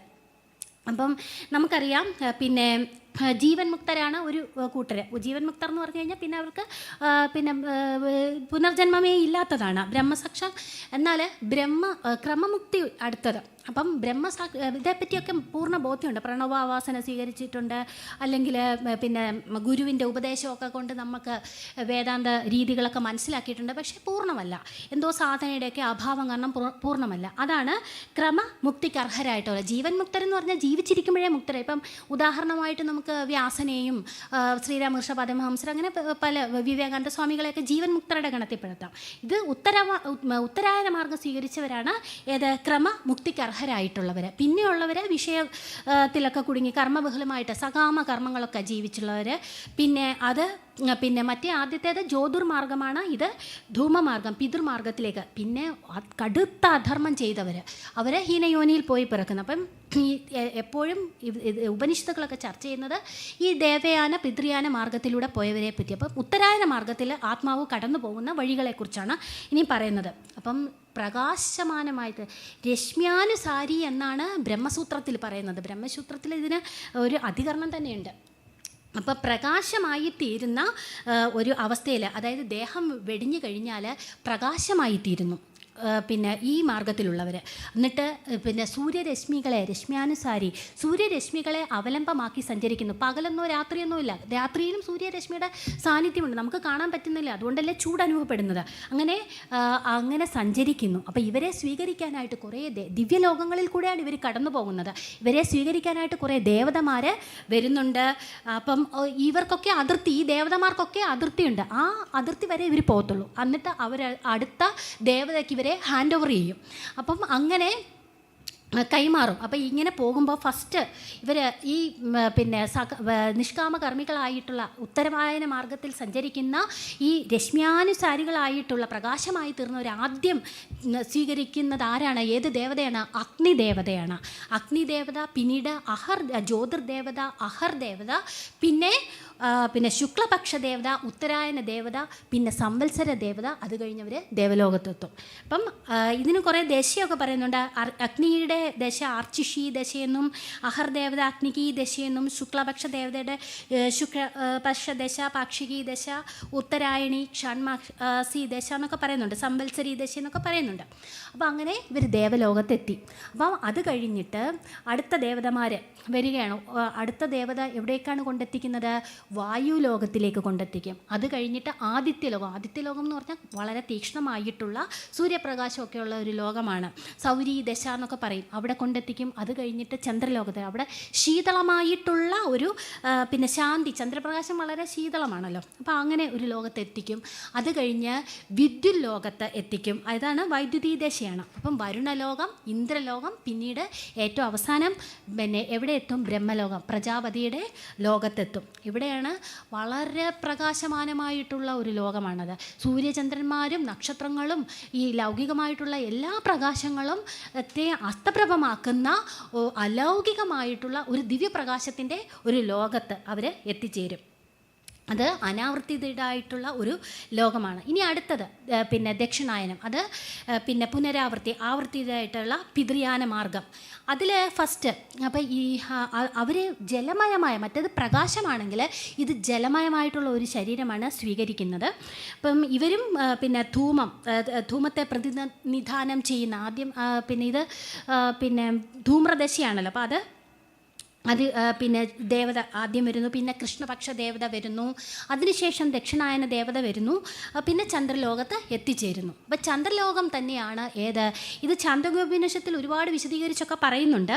പിന്നെ ജലമയമായ ഒരു ദേഹം സ്വീകരിച്ച് ദേവന്മാരോടൊക്കെ ഒപ്പം ആ സ്വർഗ്ഗ ലോകം, അത് പിതൃലോകമായിട്ടാണ് പറയുന്നത്, അവിടെ വസിക്കുന്നു. അത് കഴിഞ്ഞ് സുഖമെല്ലാം പിന്നെ അനുഭവിച്ച് ദേവന്മാരോടൊപ്പം അവിടെ വസിക്കുന്നുണ്ട്. അപ്പോൾ പുണ്യമൊക്കെ ക്ഷയിച്ച് കഴിയുമ്പോൾ മെല്ലെ ഇവരെന്ത് ചെയ്യും? ദേവന്മാർ ഈ ജലമയമായ ശരീരത്തെ അന്തരീക്ഷത്തിലേക്ക് തള്ളിക്കളയും. പിന്നെ നിവർത്തന മാർഗം പറയുന്നുണ്ട്. നിവർത്തന മാർഗം പിന്നെ ഈ ഇഹലോക ഇതിനേക്ക് അനുഭവിക്കാൻ കർമ്മഫലത്തിനനുസരിച്ച് ഇഹലോകത്തിലേക്ക് അവർ, ഇതൊരു യജ്ഞ പരമ്പരയായിട്ടാണ് പിന്നെ ശ്രുതി ചിത്രീകരിച്ചിരിക്കുന്നത്. അപ്പം ദേവന്മാർ എന്ത് ചെയ്യുന്നു? ദേവന്മാരാണല്ലോ പിന്നെ അന്തരീക്ഷത്തിലേക്ക്. അപ്പോൾ ദ്യോവാകുന്ന അഗ്നിയിൽ, ഇനി 5 അഗ്നിയിൽ ഹോമിക്കും. പിന്നെ അതാണ് യജ്ഞ പരമ്പര എന്ന് പറയുന്നത്. യജ്ഞം അഗ്നിയിൽ ഹോമിക്കുന്നതുകൊണ്ടാണ്. അപ്പം ദ്യോവാകുന്ന അഗ്നിയിൽ ഫസ്റ്റ് ഈ ജലമയമായ ശരീരത്തെ ദേവന്മാർ ഹോമിക്കുന്നുണ്ട്. അതിന് ശ്രാദ്ധം പിന്നെ ഒരു ശ്രദ്ധ എന്നൊക്കെ അതിന് പറയുന്നുണ്ട്. പിന്നെ അന്തരീക്ഷമാകുന്ന പിന്നെ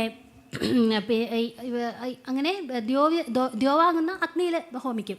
അത് കഴിഞ്ഞിട്ട് ഈ അന്തരീക്ഷം പർജന്യാഗ്നിയിൽ പിന്നെ സോമരൂപമാക്കി പിന്നെ അടുത്തതായിട്ട് ഈ ജീവശരീരത്തെ ഹോമിക്കുന്നു. സോമരൂപമാക്കുന്നതെന്ന് പറഞ്ഞാൽ സ്ഥൂല ശരീരത്തെ, സൂക്ഷ്മ ശരീരത്തെ ഒന്നുകൂടി പുഷ്ടിപ്പെടുത്തുന്നതിന് വേണ്ടിയിട്ടാണ്. കാരണം ജനിക്കാൻ പോവാണല്ലോ, അതിന് മുമ്പ് ഒന്ന് പുഷ്ടിപ്പെടുത്താൻ വേണ്ടിയിട്ട് പർജന്യദേവത, അതായത് വൃഷ്ടിദേവതയാണ്, മേഘങ്ങളിൽ സ്ഥിതി ചെയ്യുന്ന വൃഷ്ടിദേവത, അങ്ങനെ പിന്നെ സോമരൂപമാക്കി പിന്നെ അന്തരീക്ഷം പർജന്യാഗ്നിയിൽ ഹോമിക്കുന്നു.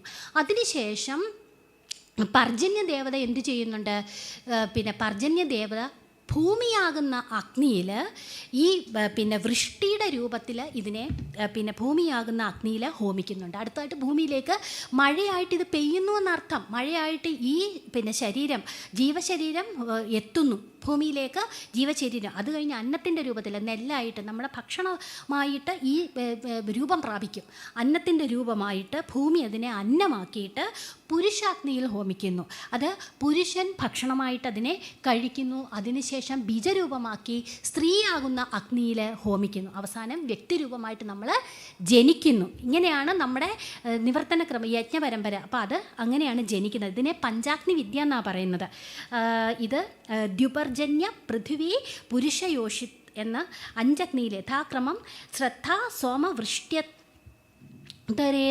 രൂപത്തിൽ പിന്നെ ഹോമിക്കപ്പെടുന്നു. ഹോമിക്കപ്പെട്ട ശേഷമാണ് നമ്മൾ മനുഷ്യരൂപത്തിൽ ജനിക്കുന്നത്.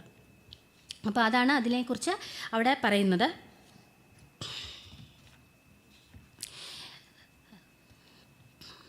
പിന്നെ സ്വർഗവും നരകവും ഒന്നും വലിയ കാര്യമായിട്ട് ഞാൻ അത് ഓരോന്നിനും അപ്പം നമ്മുടെ ഭാഗവതം വായിച്ചു കഴിഞ്ഞാൽ നരകവർണ്ണനയും സ്വർഗ്ഗവർണ്ണനയും ഒക്കെ ഒരുപാടുണ്ട്. അത് ഇവിടെ ഞാൻ ചർച്ച ചെയ്യുന്നില്ല. അതുപോലെ ബലികർമ്മങ്ങളെ പറ്റി അത് പിന്നെ എന്താണ് നമ്മുടെ ഗരുഡപുരാണത്തിലൊക്കെ ഒരുപാട് വിശദീകരിക്കുന്നുണ്ട്. അത് പക്ഷേ ഇതിനകത്ത് ഞാൻ പിന്നെ അതേപ്പറ്റിയൊന്നും പരാമർശിക്കുന്നതേ ഇല്ല. കാരണം അതൊന്നും ഇതിൽ വിരുദ്ധമായിട്ടുള്ള ഒപ്പീനിയൻ ആൾക്കാർക്ക് ഉള്ളതാണ്. ഞാൻ ബലികർമ്മങ്ങളൊക്കെ അനുഷ്ഠിക്കുന്നു. അതെ അതെ അതെ. അപ്പം പുനർജന്മത്തിൽ നിന്ന് തിരിച്ചു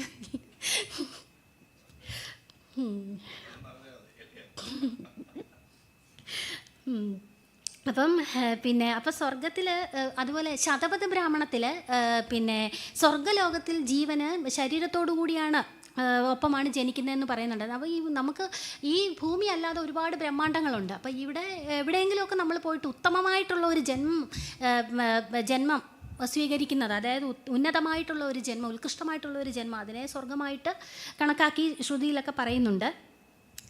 ഏതെങ്കിലും സൗരയൂഥത്തിൽ ഈ ഭൂമി തന്നെ ആകണമെന്നൊന്നുമില്ല. പിന്നെ അതുപോലെ തന്നെ ഈ നിവർത്തനക്രമം നമ്മളിപ്പോൾ പറഞ്ഞല്ലോ, ഇതിന് എത്ര സമയം എടുക്കുമെന്ന് ചോദിച്ചു കഴിഞ്ഞാൽ അത്യന്താൽപ സമയം ആണ് എന്നാണ് പറയുന്നത്. അതായത് നാദിചിരാധികരണം എന്നാണ് ബ്രഹ്മസൂത്രത്തിൽ പറയുന്നത്. വളരെ, അതായത് മാത്രയെ കുറിക്കുന്ന അത്രയ്ക്ക് പിന്നെ സമയം മാത്രം മതി. അത് അല്ലാതെ ഒരുപാട് ഇങ്ങനെ പറയുമ്പോൾ ഒരുപാട് പോലെ നമുക്ക് തോന്നുമെങ്കിലും, അതുപോലെ തന്നെ ഈ പിന്നെ മുക്തി കിട്ടിപ്പോയ പിന്നെ ജീവനുണ്ടല്ലോ. നേരത്തെ ഞാൻ ഒരു കാര്യം പറഞ്ഞു, നമ്മുടെ ജീവനോടൊപ്പം ജ്ഞാനം, കർമ്മം, അതേപോലെ വാസനകൾ, പിന്നെ പൂർവ്വപ്രജ്ഞ എല്ലാം പോകുന്നുണ്ട്. അത് പിന്നെ സൂക്ഷ്മ ശരീരത്തോടൊപ്പം പിന്നെ പോകുന്നു എന്ന് പറയും. പക്ഷേ മുക്തി കിട്ടിയ ആത്മാക്കൾ സൂക്ഷ്മകാരണ ശരീരം ഒന്നും തന്നെ പോകുന്നില്ല. അവരുടെ കേസിൽ പോകുന്നത് കാമകർമ്മത്തിൽ നിന്നും വന്ന് വിജ്ഞാനം മാത്രമേ പോകുന്നുള്ളൂ. അതിനെ ധർമ്മമെന്നാണ് പറയുന്നത്. പിന്നെ മുണ്ടകത്തിൽ പറയുന്ന കാര്യമാണ്. അപ്പോൾ അത് മാത്രമേ അതിൽ പോകുന്നുള്ളൂ. ഈ മുക്തി കിട്ടിപ്പോയവരും പിന്നീട് ജനിക്കുന്നുണ്ട് പരാന്തകാലത്തിൽ, അതും പറയുന്നുണ്ട്. അപ്പോൾ ഉണ്ട്, പരാന്തകാലത്തിലുണ്ട് മുക്തി കിട്ടിപ്പോയവർ ജനിക്കുന്നുണ്ട്.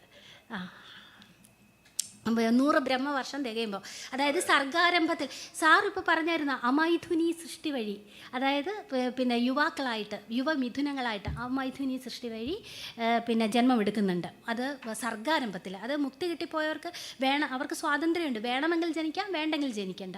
പിന്നെ ധർമ്മ സംസ്ഥാപനാർത്ഥം പിന്നെ അങ്ങനെ ഉള്ളവർ ജനിക്കുന്നുണ്ട്. മുക്തി കിട്ടിപ്പോയവർ ധർമ്മ സംസ്ഥാപനാർത്ഥം ജനിക്കുന്നുണ്ട്, അല്ലാതെയും ജനിക്കുന്നുണ്ട്. പിന്നെ ഈ പുനർജന്മം പിന്നെ ഇച്ഛിക്കുന്നതല്ല, പുനർജന്മം പിന്നെ ഉള്ളവർ അഷ്ടവസുക്കളിലും സപ്തലോകങ്ങളിലൊക്കെ വസിക്കുന്നുണ്ട്.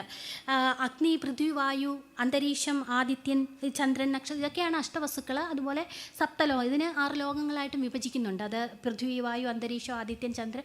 ഇപ്പോൾ ഈ സപ്തലോകങ്ങളിലൊക്കെ വസിക്കുന്നുണ്ട്. പുനർജന്മം കിട്ടുന്നിടം വരെ ആ ലോകങ്ങളിലൊക്കെയാണ് അത്തരത്തിലുള്ളവർ വസിക്കുന്നത്. അപ്പം മോക്ഷം കിട്ടി പരാന്തകാലത്ത് സർഗാരംഭത്തിൽ പിന്നെ അമൈഥുനി സൃഷ്ടി വഴി, അതായത് മാതാപിതാക്കളുടെ സംയോഗമില്ലാതെ ജനിക്കുന്നുണ്ട്. പിന്നെ അതുപോലെ പല രീതിയിൽ പിന്നെ സ്വേദജം, അതായത് വിയർപ്പിൽ നിന്ന് പല രീതിയിലുള്ള ജന്മമുണ്ട്. സ്വേദജമുണ്ട്, അണ്ടജമുണ്ട്, ഉദ്ഭിജം, അതായത് മുളച്ച് വരുന്നത്, പിന്നെ മുട്ടയിൽ നിന്നുള്ളത്, പിന്നെ ജരായുജം പ്രസവിച്ചുണ്ടാകുന്നതൊക്കെ ബൃഹദാരണ്യ ഉപനിഷത്തിൽ വിശദീകരിച്ച് പറയുന്നുണ്ട്. പിന്നെ സൃഷ്ടിയിൽ ജനനിയായിട്ട് പറയുന്നത് പിന്നെ ഭൂമിയെയും പിതാവായിട്ട് പറയുന്നത് സൂര്യനെയും ഒക്കെയാണ്. അപ്പോൾ അങ്ങനെ അവരാണ് ഇതിൽ ഗീതയിലും അത് ഭഗവാൻ പറയുന്നുണ്ട്. അപ്പം സർഗാരംഭം വേറെ പല ഭൂമികളിലും പിന്നെ കുറിച്ചിരിക്കുന്നതൊക്കെ പിന്നെ അത് ഈ പുരുഷ സൂക്തം ഒക്കെ അധ്യയനം ചെയ്ത് കഴിഞ്ഞാൽ സൃഷ്ടിയുടെ ആ ക്രമങ്ങളൊക്കെ നമുക്ക് മനസ്സിലാക്കാം. പിന്നെ കുറേ ഉണ്ട്. പിന്നെ ഈ മുക്തിയുടെ ആനന്ദത്തെ പറ്റിയൊക്കെ ഉണ്ട്, അതിലേക്കൊന്നും ഞാൻ കടക്കുന്നില്ല. അത് തൈത്തിരീയ ഉപനിഷത്തിലെ പിന്നെ ആ ബ്രഹ്മാനന്ദ വല്ലരിയിൽ ബ്രഹ്മാനന്ദ കിട്ടുന്ന ഒന്നാണ് മുക്തി. മുക്തി കിട്ടിക്കഴിഞ്ഞാൽ അത് ആ ആനന്ദത്തെ പറ്റി, അത് വാച്യമായിട്ടുള്ള അനിർവചനീയമായിട്ടുള്ള അസീമമായിട്ടുള്ള ആനന്ദത്തെ പറ്റിയൊക്കെ പറയുന്നുണ്ട്. അതൊന്നും ഞാൻ കൂടുതൽ ഇതിലേക്ക് പറയുന്നില്ല. അപ്പം ഏകദേശം ഞാൻ എൻ്റെ ഈ പ്രഭാഷണം ഇവിടെ പിന്നെ അവസാനിപ്പിക്കാമെന്ന് കരുതുന്നു. എനിക്ക് ഇവിടെ വരാൻ കഴിഞ്ഞത് ഒരു അനുഗ്രഹമായിട്ട്, ഒരു നിയോഗമായിട്ട് ഞാൻ കരുതുന്നു.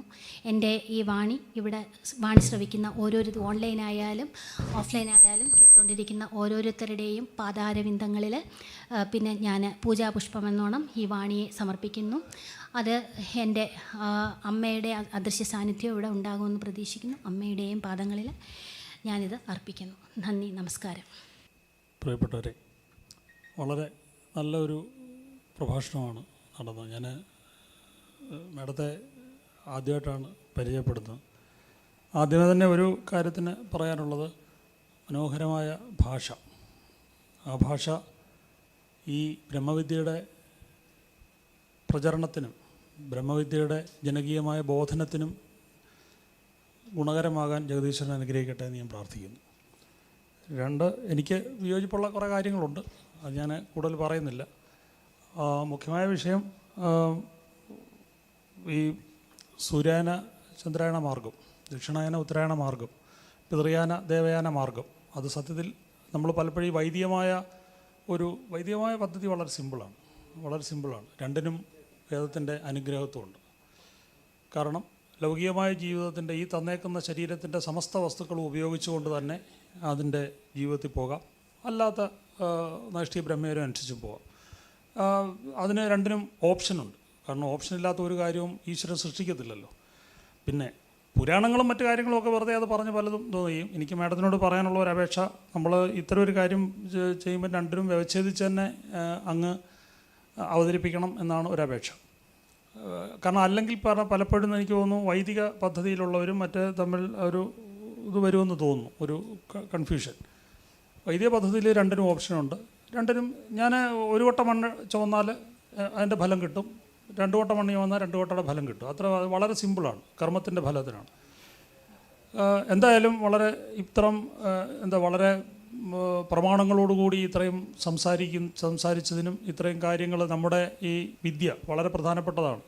ഈ പഞ്ചാഗ്നി വിദ്യയെ സംബന്ധിച്ചുള്ള ഇത്രയും പ്രമാണങ്ങൾ സംഗ്രഹിച്ചുകൊണ്ട് ഇത്രയും സംസാരിച്ചു, അത് ഈ പ്രായത്തിൽ. വിശേഷിച്ചും ഒരു സ്ത്രീ അക്കാര്യത്തിലൊക്കെ വളരെ അപ്പോൾ അതൊക്കെ വളരെ സന്തോഷം തോന്നി. ഈ പ്രഭാഷണം സത്യത്തിൽ വളരെ സന്തോഷം തരുന്ന ഒന്നാണ്. അതിനൊക്കെ ഞാൻ ഒന്നുകൂടി പറയട്ടെ, മനോഹരമായ ഒരു ഭാഷ അങ്ങേക്കുണ്ട്.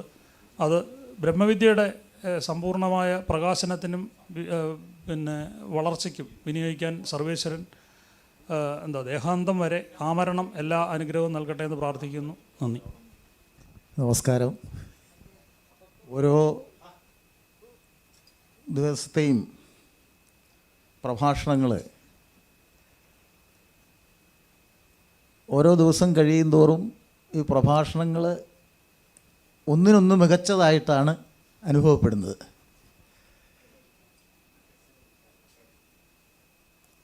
അപ്പോൾ ഇവിടെ ഇന്ന് ഈ 99ാമത്തെ ദിവസം ആദ്യത്തെ പ്രഭാഷണം ശ്രീ അമൃതരാജ് മഹർഷി ദയാനന്ദ സരസ്വതിയുടെ ചരിത്രപരമായ പ്രസക്തി, അതായിരുന്നു ആദ്യത്തെ പ്രഭാഷണത്തിൻ്റെ വിഷയം. അടുത്ത പ്രഭാഷണം നമ്മുടെ കീർത്തി വി സാഗറിൻ്റെ മുക്തിയും പുനർജന്മവും എന്നുള്ളതായിരുന്നു വിഷയം. അതൊരു ഭയങ്കര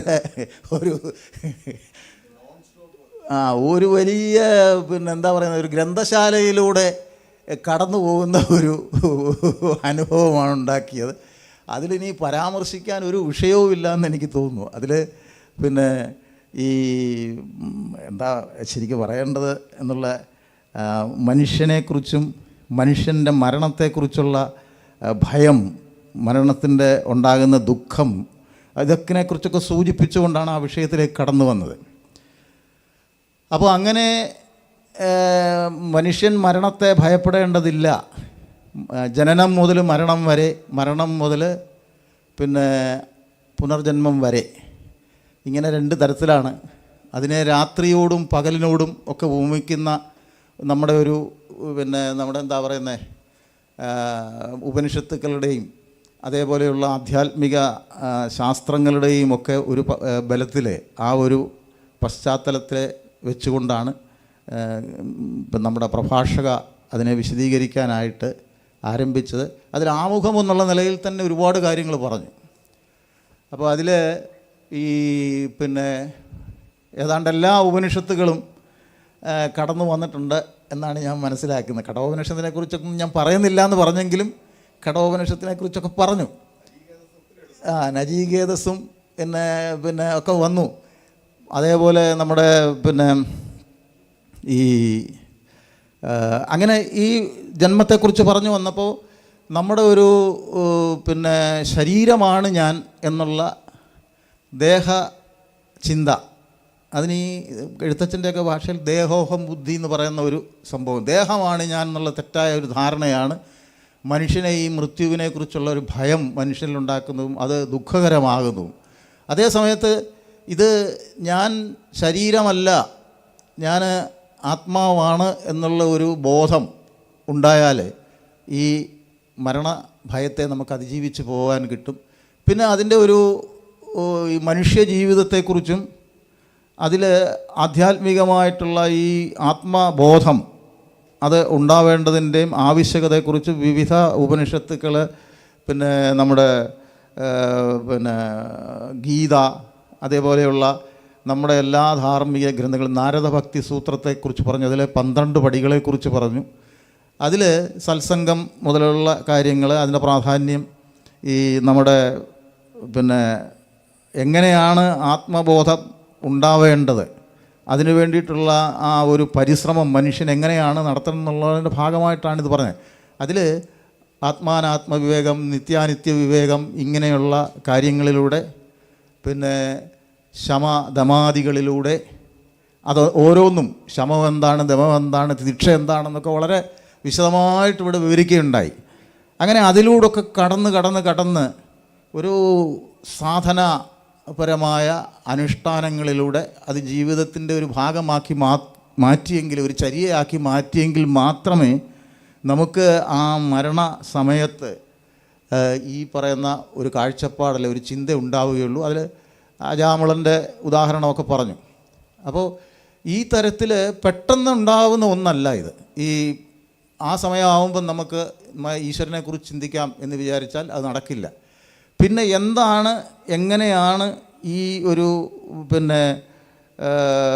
നമ്മുടെ പുനർജന്മം അല്ലെങ്കിൽ ഈ നമ്മുടെ മോക്ഷപ്രാപ്തി, മുക്തി എന്ന് പറയുന്നത്, അതിൻ്റെ വിവിധ തരത്തിലുള്ള വർണ്ണനകൾ പറഞ്ഞു ഓരോ ഗ്രന്ഥങ്ങളെ ഉദ്ധരിച്ചുകൊണ്ട്. അതിൽ മരണം സംഭവിക്കുന്നത് ഗീതയിൽ പറയുന്നത് പോലെ നമ്മുടെ പഴയ ശരീരം ഉപേക്ഷിക്കുകയാണ്, പഴയ വസ്ത്രം ഉപേക്ഷിക്കുന്നത് പോലെയാണ്. അതുതന്നെ കഠോപനിഷത്തിൽ നിന്നും എടുത്തു പറഞ്ഞു. അങ്ങനെ ആ ഉപേക്ഷിക്കുന്ന ഒരു സംഭവം എങ്ങനെയാണ് നമ്മുടെ ശരീരത്തിൽ ഓരോ ഘടകങ്ങൾ, സ്ഥൂല ശരീരം, സൂക്ഷ്മ ശരീരം, കാരണശരീരം, അതെന്താണ്, അതിൽ പഞ്ചകോശങ്ങളെക്കുറിച്ച് പറഞ്ഞു, പഞ്ചപ്രാണന്മാരെക്കുറിച്ചും ഉപപ്രാണന്മാരെക്കുറിച്ചും പറഞ്ഞു, അതിൽ ധനഞ്ജയനെക്കുറിച്ച് പറഞ്ഞു. അതുകൊണ്ട് ശരീരം എന്തുകൊണ്ടാണ് മരണത്തിന് ശേഷം ദഹിപ്പിക്കേണ്ടി ഭസ്മാന്തം ശരീരം എന്നുള്ള ഒരവസ്ഥ ആവശ്യമാകുന്നത് എന്തുകൊണ്ടാണ്, ഈ ധനഞ്ജയനെ അതിന് വേഗം അടുത്ത ഒരു ഇതിലേക്ക് പോകണം. അങ്ങനെ ഒരു മരണം ഉണ്ടായിക്കഴിഞ്ഞാൽ ഉടൻ തന്നെ ജനനം സംഭവിക്കണമെന്നില്ല. പിന്നെ അവസാനം എനിക്ക് പറഞ്ഞു വിട്ടതെന്ന് എനിക്ക് തോന്നുന്നു, ഈ ഭൂമിയിൽ തന്നെ ജനിക്കണമെന്നുമില്ല. അത് ഈ മുക്തന്മാർക്ക് അല്ലെങ്കിൽ പുണ്യം ചെയ്തവർക്ക് പരാന്തലോകം എന്ന് പറയുന്ന ഇഷ്ടമുണ്ടെങ്കിൽ ജനിക്കാം, അല്ലെങ്കിൽ വേണ്ടാന്ന് വെക്കാം, ഇങ്ങനെയൊക്കെയുള്ള ചോയ്സൊക്കെ ഉള്ള അവസ്ഥകളൊക്കെ പറഞ്ഞു.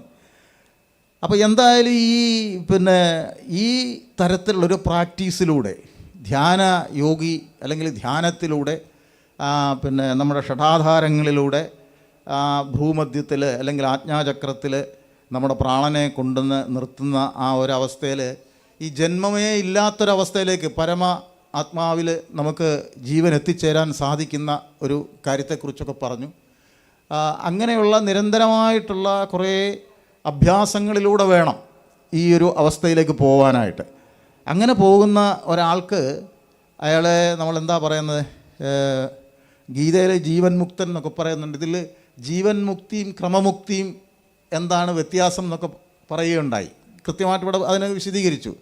പിന്നെ ഈ ദേഹം, പ്രാണൻ എങ്ങനെയാണ് ശരീരത്തിൽ നിന്ന് പോകുന്നത്, അത് സൂര്യയാനത്തിലൂടെ, പിന്നെ ചന്ദ്രയാനത്തിലൂടെ, അതിൻ്റെ പിന്നെ ഉത്തരായനവും ദക്ഷിണായനവും തമ്മിലുള്ള വ്യത്യാസം, പിന്നെ പുല്ലിൽ നിന്ന് പുല്ലട്ട അതിലെ പിടിവിടാതെ മറ്റേ മുന്നിലെ കാലോ കയ്യോ എന്താണ് അതിന് പറയുന്നത് വെച്ചാൽ അതുകൊണ്ട് അടുത്ത പുല്ലിൽ പിടിച്ച് അങ്ങനെ കയറുന്നതായിട്ടുള്ളൊരു പ്രക്രിയ, അതിനെക്കുറിച്ചൊക്കെ പറയുകയുണ്ടായി.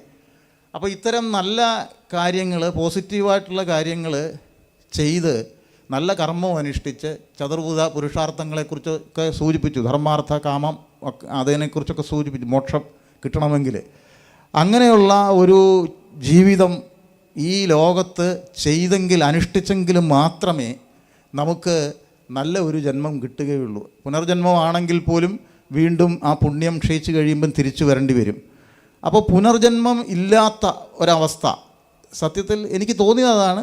അങ്ങനെ ഒരവസ്ഥയാണ് വേണ്ടത്. സംസാരചക്രം കടന്നു പോകണമെങ്കിൽ, ഈ ജനിമൃതികളാകുന്ന സംസാരചക്രം കടന്ന് നമുക്ക് അതില്ലാത്തൊരവസ്ഥയിലേക്ക് പോകണമെങ്കിൽ ആ ബ്രഹ്മലോകം എന്ന് വിശദീകരിച്ച പ്രകാശങ്ങളുടെ മുഴുവൻ വലിയ ഒരു പ്രഭാപൂരമായിട്ടുള്ള ബ്രഹ്മലോകത്തെത്തണം.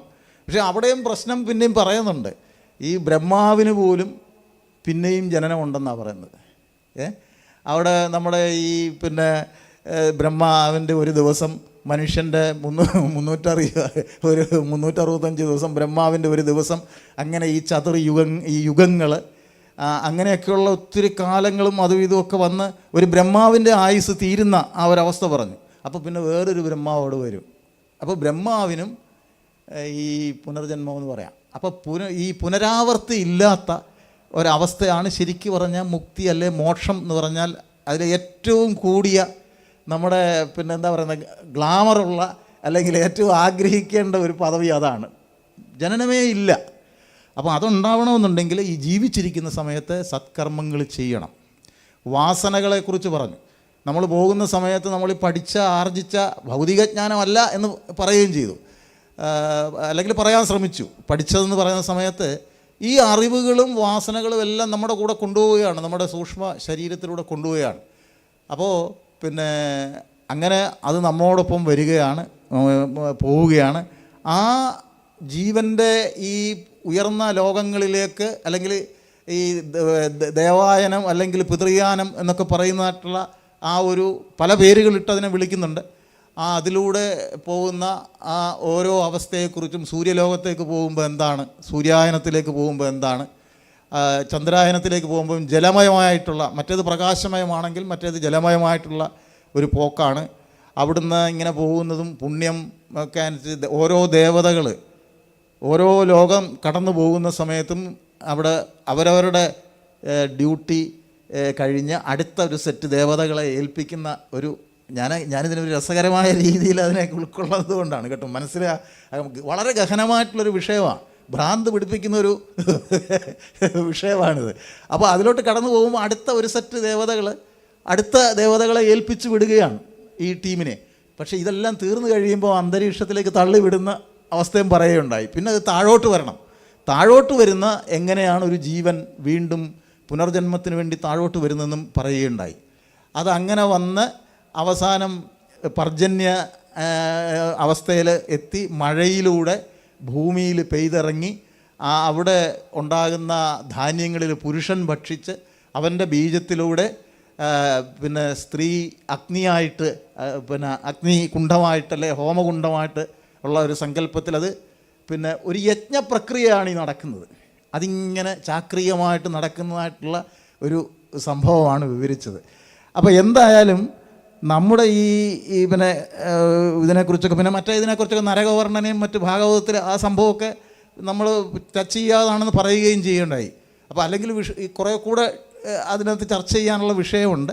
പക്ഷേ എന്തായാലും പോസിറ്റീവായിട്ടുള്ള വളരെ നല്ല ഒരു ജീവിതം ഈ ഭൂമിയിൽ നയിച്ചെങ്കിൽ മാത്രമേ ഈ ജനിമൃതികളാകുന്ന ഈ ദുരിതത്തിൽ നിന്ന് മനുഷ്യന് മുക്തി നേടാൻ കഴിയുകയുള്ളൂ എന്നുള്ളതാണ് അതിൻ്റെ ഒരു വസ്തുത.